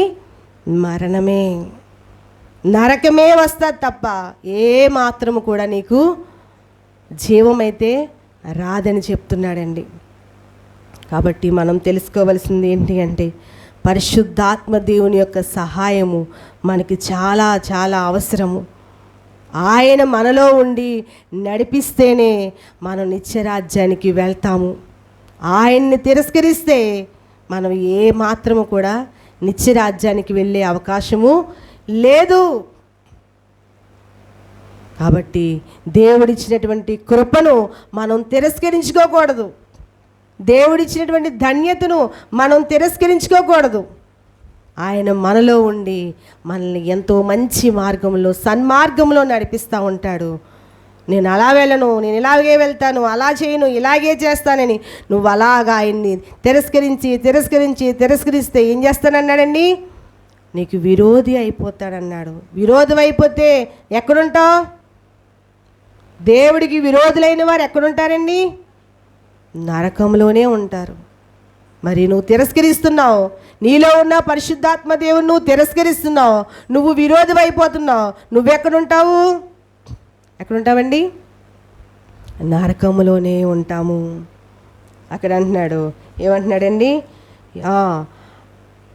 కృప మూలమగు ఆత్మను తిరస్కరించేవాడు ఎంత ఎక్కువైన దండనకు పాత్రుడవుగా ఎంచబడనని నీకు తోచును. ఎంత ఎక్కువ దండము అంటే చాలా ఎక్కువ దండన. ఇంకేంటుంది? ఏముంది? చాలా ఎక్కువ దండన అంటే ఇంకేముందండి? నరకమే. ఇంకా అంతకు మించింది ఇంకేమీ లేదు. అందులో పడితే చాలు, ఇంక మళ్ళా బయటకు వచ్చే అవకాశం ఉంటుందా అంటే ఎంత మాత్రము ఉండదండి. ఎంత మాత్రము బయటకు వచ్చే అవకాశము ఉండదు. ధనవంతుడు వెళ్ళిపోయాడు. ఎక్కడికి? నరకానికి వెళ్ళిపోయాడు. అప్పుడు ఏమంటున్నాడు? అబ్రహాము రొమ్మునున్నటువంటి లాజరుని ఒక్కసారి ఆ చిటికిన వేలుకు అంటుకునే వాటర్ చుక్కని నా మీద వెయ్యమను. అక్కడ వారు ఇక్కడికి, ఇక్కడ వారు అక్కడికి వెళ్ళడానికి అవకాశము లేదంటున్నాడండి. కాబట్టి ఆయన్ని తిరస్కరిస్తే నరకం తప్ప ఇంక వేరే ఏది లేదు. ఒక్కసారి నరకానికి వెళ్ళిపోతే మరలా పరలోకం వెళ్ళిపోతాం అనుకోవడానికి ఇంక ఏది కూడా జరిగే పని కాదు. ఇక్కడ ఉండగానే మన లెక్కంతా పూర్తి చేసుకోవాలి. కౌంట్ మొత్తం కూడా ఎక్కడ ఉండగానే పూర్తయిపోవాలి. అక్కడికి వెళ్ళిన తర్వాత అక్కడ దేవుడు నేను లెక్కలేసుకుంటామంటే ఇంకా లెక్కలేసేది ఏమీ లేదు. నిన్ను ఇంకా అందులో పడేయడం తప్ప. కాబట్టి పరిశుద్ధాత్మ దేవుడు నీలో ఉండి బోధిస్తున్నప్పుడు, నీలో ఉండి సరిచేస్తున్నప్పుడు, నీలో ఉండి మార్గంలో నడిపిస్తున్నప్పుడు ఆయన మాటకు తిరస్కరించడం అనేది జరగకూడదు. ఆయన మాటకు తిరస్కరిస్తే ఖచ్చితంగా దండన తప్పదు. ఆ దండన ఏంటి అంటే నరకమే. కాబట్టి మనకి నరకానికి వెళ్ళిపోవడానికి పరిశుద్ధాత్మ దేవుడు మనలో నివసించడం లేదండి. నరకానికి తీసుకెళ్ళడానికి ఆయన మనలో వచ్చి మనల్ని నడిపించడం లేదు. నిత్య రాజ్యానికి తీసుకుని వెళ్ళడానికి మాత్రమే ఆయన మనలోకి వచ్చి మనల్ని నడిపిస్తున్నాడు. కాబట్టి మనం తెలుసుకోవాల్సింది ఏంటంటే ఎంత మాత్రం కూడా పరిశుద్ధాత్మ దేవుడు నడిపింపు నీలో వచ్చినప్పుడు దాన్ని తిరస్కరించడానికి వీల్లేదు. ఆయన ఏం చెప్తే అది చెయ్యి, నీ బాగుంటావు. నీకు అనిపిస్తుంది ఇలా వెళ్ళమన్నాడేంటి, ఇలా చేయమన్నాడేంటి, ఇలా వెళ్తే ఇలా కదా నువ్వు అనుకోవచ్చు. అది నీకు ఉన్నటువంటి జ్ఞానం పరిమితిలో నువ్వు అలా ఆలోచిస్తావు అంతే. నీకంటే జ్ఞానవంతుడు, సర్వజ్ఞాని ఆయన, అంతేనండి, అనంత జ్ఞాని ఆయన. ఆయనకి తెలియంది ఏముంది? నువ్వు ఇంతే ఆలోచించగలుగుతావు, కానీ నీ గురించి ఆయన ఆలోచనలు చాలా గొప్పగా ఉంటాయి. అలాంటప్పుడు మనం ఏం చేయాలండి? ఆయన ఆలోచన ప్రకారంగా మనం వెళ్ళాలి తప్ప ఆయన ఆలోచనకి మనం తిరస్కరించడానికి వీల్లేదు. అలా తిరస్కరించడం వల్ల నువ్వేమైపోతున్నావు? నరకానికి వెళ్ళే మార్గంలో నీ ప్రయాణము సాగిస్తున్నావని మనం తెలుసుకోవాలి. ఎంత మాత్రము కూడా ఆయన యొక్క ప్రేరేపణకు మనము లోబడాలి తప్ప ఆయన ప్రేరేపణకు మనము తిరస్కరించడానికి వీల్లేదు. తిరస్కరించామా మనం ఎందుకు పనికి రాకుండా అయిపోతాము. సరే, మనము 5వది చివరిగా 6 విషయాలు ఉన్నాయండి, కావలేదు. 5వది చూద్దామండి. ఆత్మను ఆర్పకుడి. మొదటి దశలోనికలకు రాసిన పత్రిక 5వ అధ్యాయం 19వ వచనం త్వరగా చదవండి, నాకు ఇచ్చిన సమయం అయిపోతుంది. ఆత్మను ఆర్పకుడి,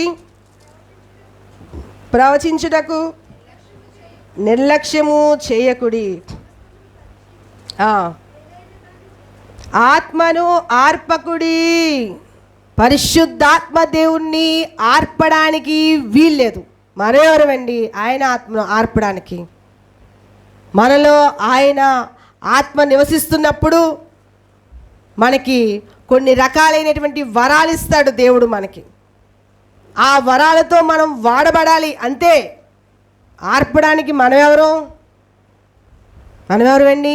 చూడండి, 1 తిమోతికి రాసిన పత్రిక చూడండి ఒకసారి, 4వ అధ్యాయం 14వ వచనం చూడండి.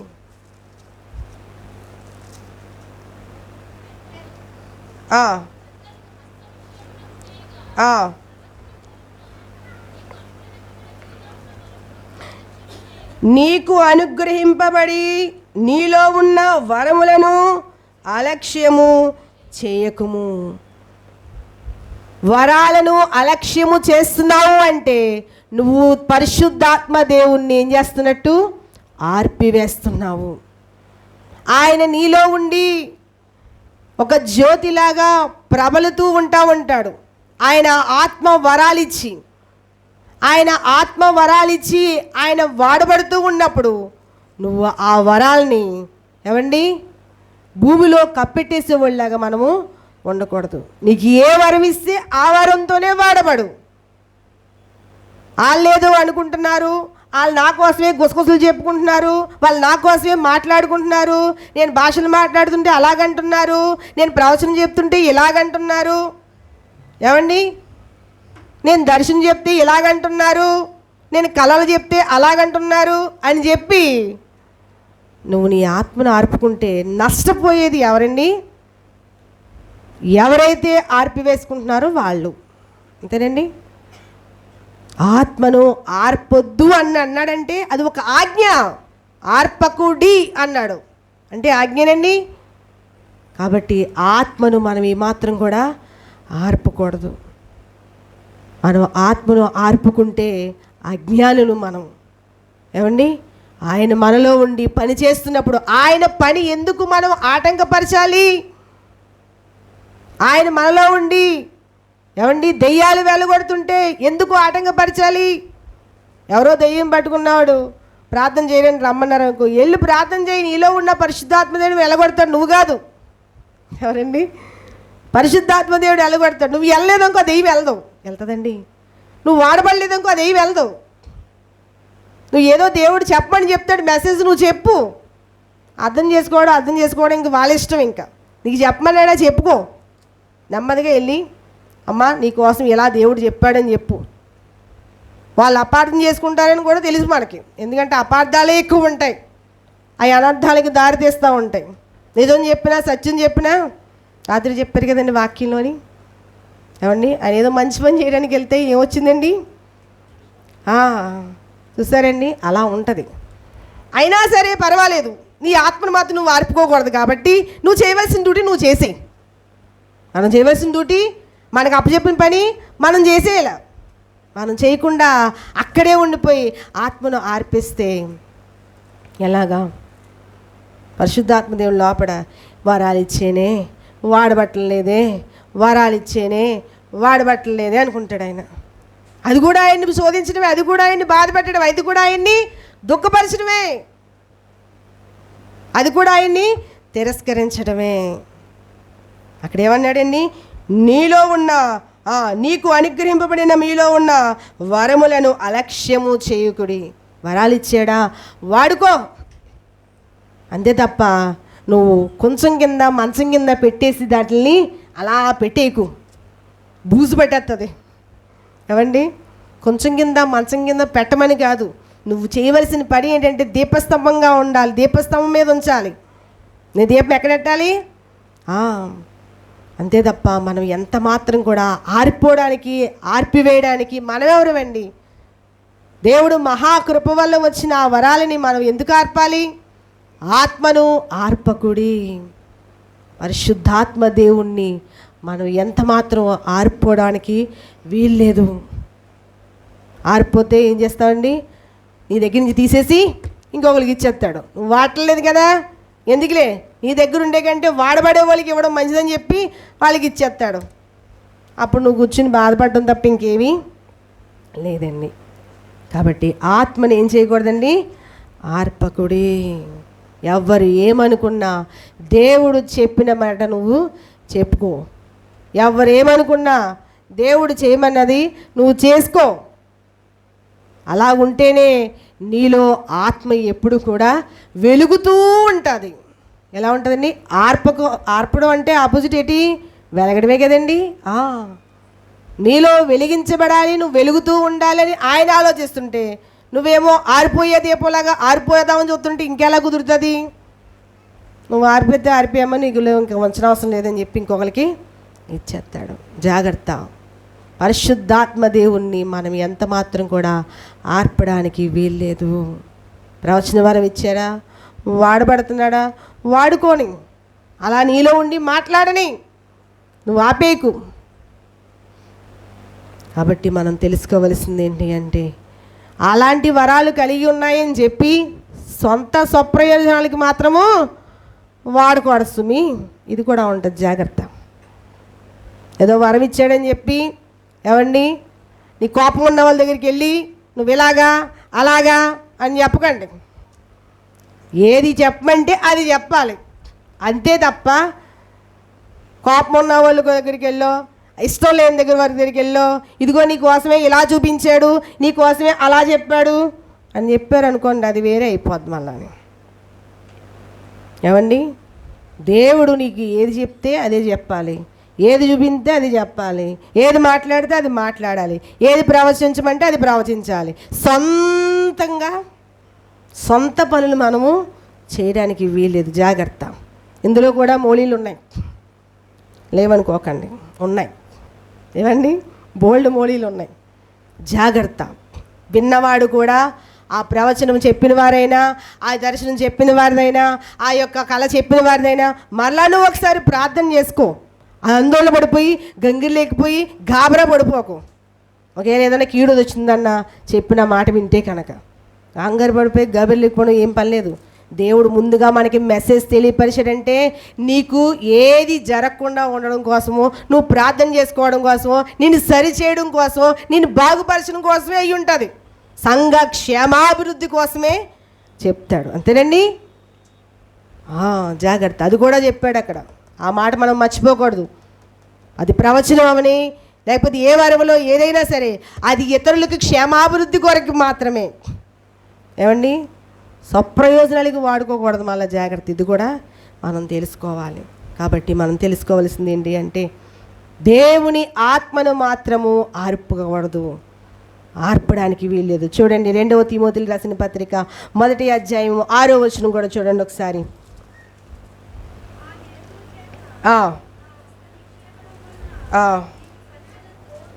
అయిపోయింది, ఇంకొక 2 మినిట్స్.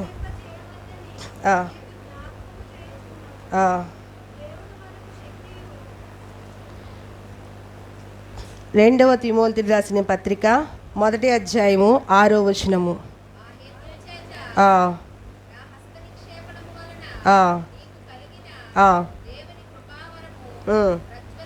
దేవుని కృపావరము ప్రజ్వలింపజేయవలెనని నీకు జ్ఞాపకము చేయుచున్నాము.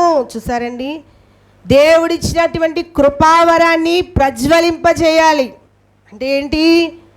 అది ఇవ్వాలండి, జ్వాలలాగా ఇవ్వాలండి, అనేకులకి ఉపయోగకరంగా మారాలి.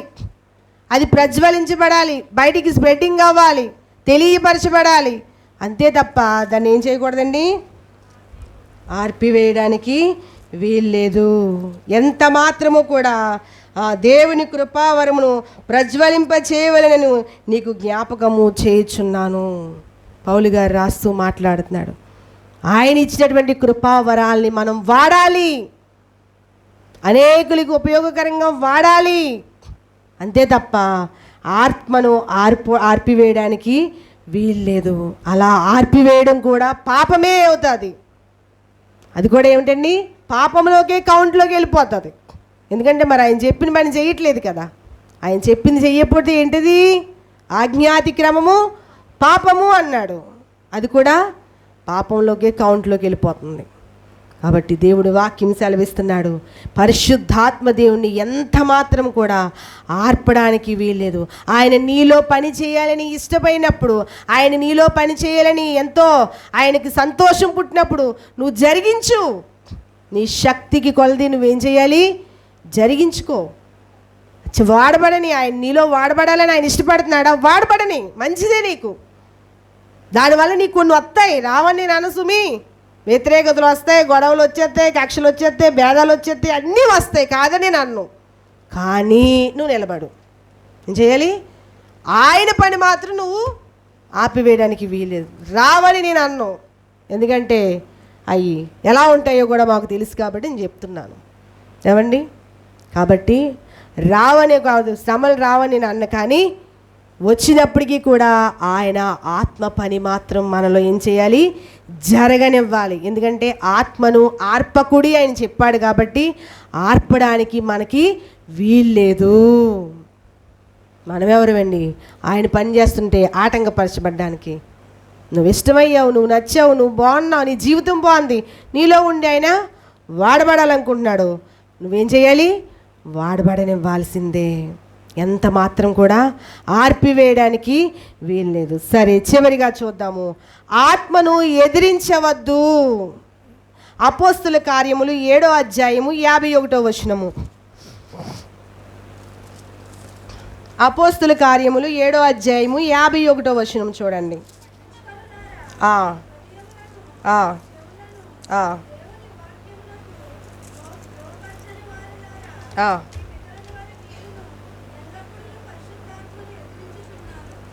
చూడండి, అపోస్తుల కార్యములు 7వ అధ్యాయము 51వ వచనంలో అంటున్నాడు, ముష్కరులారా, హృదయములను చెవులను దేవుని వాక్యమునకు లోపరచనల్లని వారులారా, మీ పితరుల వలె మీరును ఎల్లప్పుడూ పరిశుద్ధాత్మను ఎదురించుచున్నారు.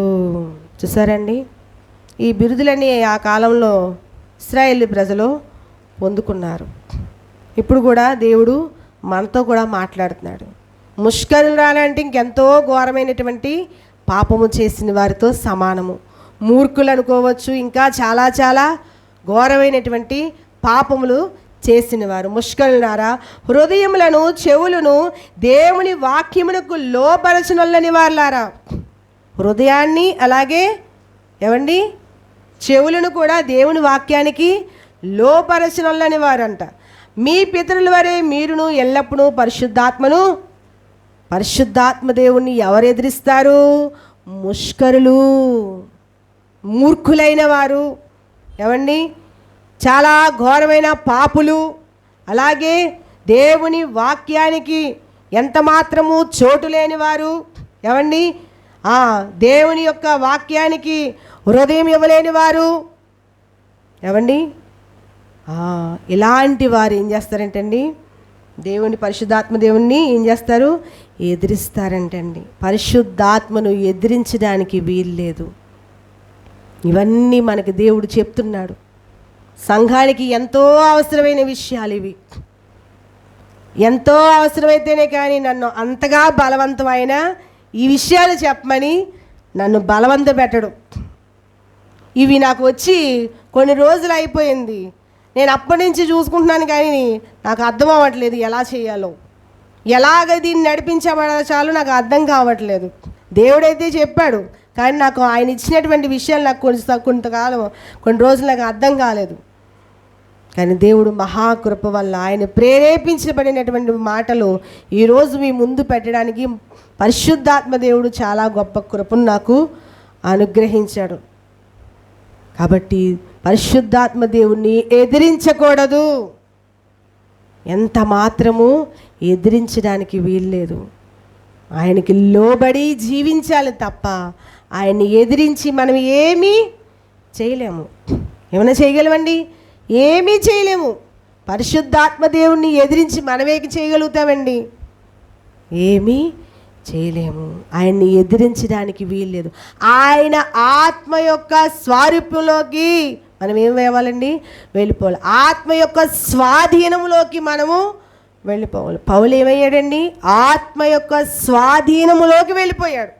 అంటే ఆత్మ ఎలా చెప్తే అలా నడిచే విధంగా ఆయన వెళ్ళిపోయాడు.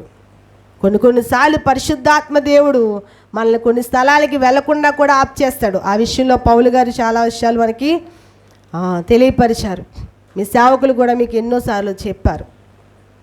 ఆయనంతటా ఆయన మనల్ని ఆటంకపరచడము, ఆయనంతటా ఆయన మనల్ని కొన్ని సందర్భాల్లో వెళ్ళొద్దు అని ఆయనంతటా ఆయన కొన్ని దేవుడి కార్యకలాపాలకైనా సరే వద్దని కూడా చెప్తూ ఉంటాడు. మనకు తెలియదు కదా, వెళ్ళిపోతాం అంతే. ఆయనంతటా ఆయన, అది మనం అనుకోవచ్చు అది దేవుడి కార్యమే కదా, దేవుడి పనే కదా, దేవుడిదే కదా అంటే, అలాంటి వాటిల్లో కూడా కొన్ని వాటికి ఆయన ఆటంకపరుస్తూ ఉంటారు పరిశుద్ధాత్మ దేవుడు. ఏమో ఎందుకు వెళ్ళొద్దు అన్నాడో, నువ్వు మానేయాలి, ఇది దుష్టుదని నువ్వు అనుకోకూడదు మళ్ళాని, అది కూడా చూసుకోవాలి మనము. ఆయనంతటా ఆయన ఆటంకపరిస్తే అది వేరే విషయం, కానీ మనం మాత్రము ఆటంకపరచడానికి వీల్లేదు. మనం మాత్రం పరిశుద్ధాత్మ దేవుని ఎదిరించడానికి వీల్లేదు. మనం మాత్రం పరిశుద్ధాత్మ దేవుని తిరస్కరించడానికి వీల్లేదు. మనం మాత్రం పరిశుద్ధాత్మ దేవుని శోధించడానికి వీల్లేదు. మనం మాత్రం పరిశుద్ధాత్మ దేవుని దుఃఖపరచడానికి వీల్లేదు. ఎందుకంటే అది దేవుడికి ఎంత మాత్రము నచ్చదు. అలా మనం చేస్తే కనుక దేవుని రాజ్యానికి తీసుకెళ్ళేటువంటి ఆ పరిశుద్ధాత్మ దేవుడు మనలో ఉండకుండా బాయ్ చెప్పేసి వెళ్ళిపోతాడు. గుడ్ బై, ఇంకా నీకు నాకు ఇంకేమీ వద్దురా బాబు, నీలో ఉన్న పాపానికి నాకు కూడా పాపం అటగించేసేలా ఉన్నావన్నట్టుగా ఆయన భావించి గుడ్ బై చెప్పేసి వెళ్ళిపోతాడు. జాగ్రత్త, చాలా జాగ్రత్తగా ఉండాలి. మనం ఏం మాట్లాడినా, ఏం పని చేసినా, మనం ఎలా ఉండి చేస్తున్నాము, ఎలా చేస్తున్నాం అన్న విషయాన్ని మనము తెలుసుకోవాలి. ఆత్మ పని మనలో జరగాలి, ఆత్మ చేత మనము నడిపించబడాలి, ఆత్మ కార్యములు మనము చూడాలి, చెయ్యాలి. అంతే తప్ప ఆత్మను పోగొట్టుకునే విధంగా మనము ఎంత మాత్రము జీవించడానికి వీల్లేదు. నేను వెళ్ళేటువంటి సంఘంలో పాస్టమ్మ గారు పెద్దావిడనమాట అండి. ఒకసారి ఆవిడ పరిశుద్ధాత్మ దేవుడి గురించి మాట చెప్తూ ఒకరితో చెప్తున్నారు ఆవిడ. నేను అప్పుడు విన్నాను ఆవిడ చెప్తుంటే, పరిశుద్ధాత్మ దేవుణ్ణి మనం చాలా జాగ్రత్తగా కాపాడుకోవాలంటండి, చాలా జాగ్రత్తగా కాపాడుకోవాలి. ఆవిడ చెప్పింది ఒక ఉదాహరణ ఏంటంటే, గాజు పాత్రని ఎలాగైతే జాగ్రత్తగా దాన్ని తోముకోవడం విషయంలోనేంటి, దాన్ని పెట్టడం విషయంలోనేంటి, దాన్ని మెయింటెనెన్స్ విషయంలోనేంటి ఏం చేస్తాం, చాలా జాగ్రత్త వహిస్తాం. ఆవిడ ఉదాహరణ అలా చెప్పింది. ఏమనండి, ఒక గాజు పాత్ర ఎలాగైతే మనం చాలా జాగ్రత్తగా చూసుకుంటామో, మనలో ఉన్న పరిశుద్ధాత్మ దేవుని కూడా అంతకంటే జాగ్రత్తగా మనము కాపాడుకోవాలి. ఆయన మనల్ని విడిచిపెట్టి వెళ్ళడానికి వీల్లేదు. ఆయన మనల్ని విడిచిపెట్టి వెళ్ళే పరిస్థితి మనకు వస్తే ఖచ్చితంగా మనతో యుద్ధం చేయడానికి ఆయన సిద్ధమైపోతాడు. జాగ్రత్త. కాబట్టి పరిశుద్ధాత్మ దేవుని యొక్క పని మనకి చాలా చాలా ప్రాముఖ్యమైనది, అవసరమైనది. కాబట్టి ఆయన్ని మనము దూరం చేసుకోవడానికి వీల్లేదు. ఒక ప్రార్థనే కాదు, వాక్యమే కాదు, దేవుని మందిరానికి వెళ్ళడమే కాదు, దేవుని పరిచర్యలో వాడబడమే కాదు, ఏది చేయాలన్నా నీలో పరిశుద్ధాత్మ దేవుడు లేకపోతే జరగని పని అది. అంతేనండి, జరగని పని. అయితే మనం తెలుసుకోవాల్సింది ఏంటంటే, ఆ పరిశుద్ధాత్మ దేవుణ్ణి మనము ఎలాగ నివసింపచేసుకోవాలో, మనలో ఎలాగ ఇమిడించుకోవాలో మనం నేర్చుకోవాలి. ఆయన మనం ఏమైపోవాలి, అంతే క్లోజ్ ఫ్రెండ్ అయిపోవాలి. ఏమండి, ప్రాముఖ్యత ఆయనకే మనం ఎక్కువగా ఇవ్వాలి. క్లోజ్ అయిపోవాలి ఆయనతో, క్లోజ్ అప్ లాగా. ఏమండి, క్లోజ్ అయిపోవాలి, అంటూ పోవాలి. ఇంకా ఎలా అంటుపోవాలంటే, ఇంకా విడదీయడానికి ఇంక ఎవడు, ఏ సాతానుగాడు కూడా అందులో దూరడానికి ఇంచు గాలి వెళ్ళడానికి కూడా ప్లేస్ ఇవ్వకూడదు. అలా ఉండాలి. అలా ఉంటేనే ఆత్మ వశులం అయిపోతాం మనము. పౌలు ఏమయ్యాడు, ఆత్మ వశులం అయిపోయాడు. ఆత్మలో అతను ఒకటే. ఇంకా ఏమండి, పరిశుద్ధాత్మ దేవుణ్ణి మనం ఏం చేసుకోవాలి, మనలో ఆయన్ని వశం చేసుకో, ఆయన వశంలోకి మనము వెళ్ళిపోవాలి. వశపరిచారు అని చెప్తారు చూడండి, ఏదన్నా పెడతా ఉంటారు కదా, వశం చేసుకుంటారు అని అంటారు చూడండి. ఆ వశం చేసుకోవడానికి ఏయో కొన్ని తాయత్తులని, లగిలి, మంత్రాలని చేస్తూ ఉంటారు కదా. ఎందుకు? ఇంకా మనిషిని విడవకుండా ఉండడం కోసం. అలాగే మనం కూడా పరిశుద్ధాత్మ దేవుణ్ణి విడవకుండా ఉండాలి. ఆయన్ని పరిశుద్ధాత్మ దేవుని విడవకుండా మనం వెళ్ళిపోతే ఖచ్చితంగా పరలోక రాజ్యం మందే. ఇంకా ఎందుకంటే ఆయన ఏం చేస్తాడు? మంచి మార్గంలో మనల్ని నడిపిస్తాడు. ఆ మార్గంలో వెళ్తే నరకానికి వెళ్ళే అవకాశం ఉంటుందండి, సాతాను గాడికి ఇచ్చే అవకాశం ఉంటుందండి, ఆడికి దొరికే అవకాశం కూడా మనకి ఉండదు. నాకు చెప్పాడు కదండి పేతురు గారు, ఎందుకు సాతాను గాడికి మీరు స్థానం ఇచ్చారని అన్నాడు. ఆడు చొరబడ్డానికి స్థానం రాకూడదు. అలా రాకుండా ఉండాలి అంటే ఆత్మవశులం అయిపోవాలి. పౌలు గారు దేవుని వైపు తిరిగిన తర్వాత, దేవునితో నడిచిన తర్వాత మళ్ళా ఎప్పుడూ ఆయన వెనక్కి వెళ్ళాడండి, పడిపోయాడండి, జారిపోయాడండి. ఎందుకు జారిపోలేకపోయాడు? పరిశుద్ధాత్మ దేవుని యొక్క వశంలోకి ఆయన వెళ్ళిపోయాడు. కాబట్టి పరిశుద్ధాత్మ దేవుడు వశమైపోవాలి మనం. అలా అయిపోయినప్పుడే మనతోనే ఉంటాడు, మనలోనే ఉంటాడు. మనల్ని నడిపించే ఒక చుక్కానిలాగా ఆయన మనలో ఉండి పని చేస్తాడు. కాబట్టి అలాగ మనం ఆయనకి అప్పగించుకోవాలి. అలాగ మనల్ని మనం ఆయనకి ఏం చేసుకోవాలి? అప్పగించేసుకోవాలి. అలా ఉన్నప్పుడే మనం దేవుని రాజ్యానికి వెళ్ళే అవకాశం 100కి 100 పాళ్ళు మనకు దొరుకుతుంది. లేకపోతే చాలా చాలా కష్టమే. కాబట్టి మనం తెలుసుకున్నటువంటి ఈ విషయాల్ని ఖచ్చితంగా మనం ఏం చేయాలండి? మనం ఫాలో అవ్వాలి, మనం ముందుకు వెళ్ళాలి, ఆయనతోనే మనం జీవించాలి. ఆయన ఇచ్చేటువంటి నిత్యరాజ్యం తప్పకుండా మనం ఏం చేయాలి? సంపాదించుకుందాము. దేవుడి కొద్ది మాటలు మనం ఇంట్లో దీవించి ఆశీర్వదించునుగాక. ప్రార్థన చేసుకుందాం. చిన్న ప్రార్థన చేస్తాను. మహాపరిశుద్ధుడైన తండ్రి, నీకు స్తోత్రాలు అయ్యా. నువ్వు మాట్లాడిన విధమును బట్టి నీకు కృతజ్ఞతాస్తుతులు ప్రభువా. అయ్యా తండ్రి నాయన, నీ పరిశుద్ధాత్మ అయ్యా ఎంతగా మాకు అవసరమో, ఎంతగా మాకు సహాయపడుతుందో నువ్వు చెప్పావు తండ్రి. మేము నీ పరిశుద్ధాత్మను అయ్యా తండ్రి అయ్యా పనిని ఏ రకంగా ప్రభువనైనా ఆటంగా పరచకుండా ఉండాలో ప్రభు నువ్వు మాకు నేర్పించావు. అయ్యా తండ్రి దేవా, పరిశుద్ధుడా సహాయము చేతండి. మేము నిన్ను ఆటంకపరిచేవారుగా, నీ పనికి అడ్డుగా మేము ఉండకూడదు ప్రభువా. మా శరీరము నీ పనికి అడ్డుపడడానికి వీల్లేదు ప్రభువా. మాలో నువ్వు పని చేస్తున్నప్పుడు అయ్యా ఖచ్చితంగా మేము పని చేయాలి ప్రభువా. అయ్యా నీ ఇష్టమని ప్రభువా మేము నీకు సరెండర్ అవ్వాలి ప్రభువా. అయ్యా సహాయం చేతండి. అట్టి కృపను మాకు దయచేయి. ఒక పౌలు వలె ప్రభువా అయ్యా ఆత్మ వశులమైపోవడానికి సహాయం చేతండి. అయ్యా తండ్రి నాయన, అయ్యా గెహజీతో అంటున్నాడు ప్రభువా, అయ్యా ఎలీషా అన్నాడు, నా ఆత్మ నీతో రాలేదా అంటున్నాడు ప్రభువా. నీకు స్తోత్రాలు ప్రభువా. అవును తండ్రి, నీ ఆత్మ మేము ఎక్కడున్నా వస్తుంది ప్రభువా. ఎలాగా అయ్యా తండ్రి దేవా, ఏ ప్రదేశాల్లో ఉన్నా తండ్రి నువ్వు ఉంటావు ప్రభువా నాయన మాతో తండ్రి. దేవానికి స్తోత్రాలు తండ్రి నాయన. మేము మంచి చేస్తున్నామా చెడు చేస్తున్నామా అన్నీ మాలో ఉండి నువ్వు చూస్తావు ప్రభువానికి స్తోత్రాలు. చాలా జాగ్రత్త కలిగి అయ్యా మేము ప్రవర్తించడానికి, అయ్యా మేము మాట్లాడడానికి, మేము జీవించడానికి సహాయం చేయి దేవా. నీ యొక్క ఆత్మను దూషిస్తే ఎంత మాత్రమో ప్రభువా క్షమాపణ లేదంటున్నావు. చాలా జాగ్రత్తగా ఉండాలి ప్రభువా. ఏ యొక్క మనిషిని కూడా మేము దూషించకూడదు ప్రభువా. దూషణకు ప్రతిదూషణ చేయొద్దని చెప్తున్నావు తండ్రి. దేవా తండ్రి, నీ మాటల ప్రకారంగా నడుచుకొని నీ యొక్క పరిశుద్ధాత్మ దేవుణ్ణి మేము పోగొట్టుకోకుండా కాపాడుకుంటూ ప్రభా మా యొక్క గమ్యాన్ని ప్రభా అయ్యా తండ్రి దేవ చేరుకునే కృపను మాకు దయచేయమని యేసు పరిశుద్ధ నామములో ఈ ప్రార్థన అడిగి వేడుకొనుచున్నాము పరమ తండ్రి. ఆమేన్.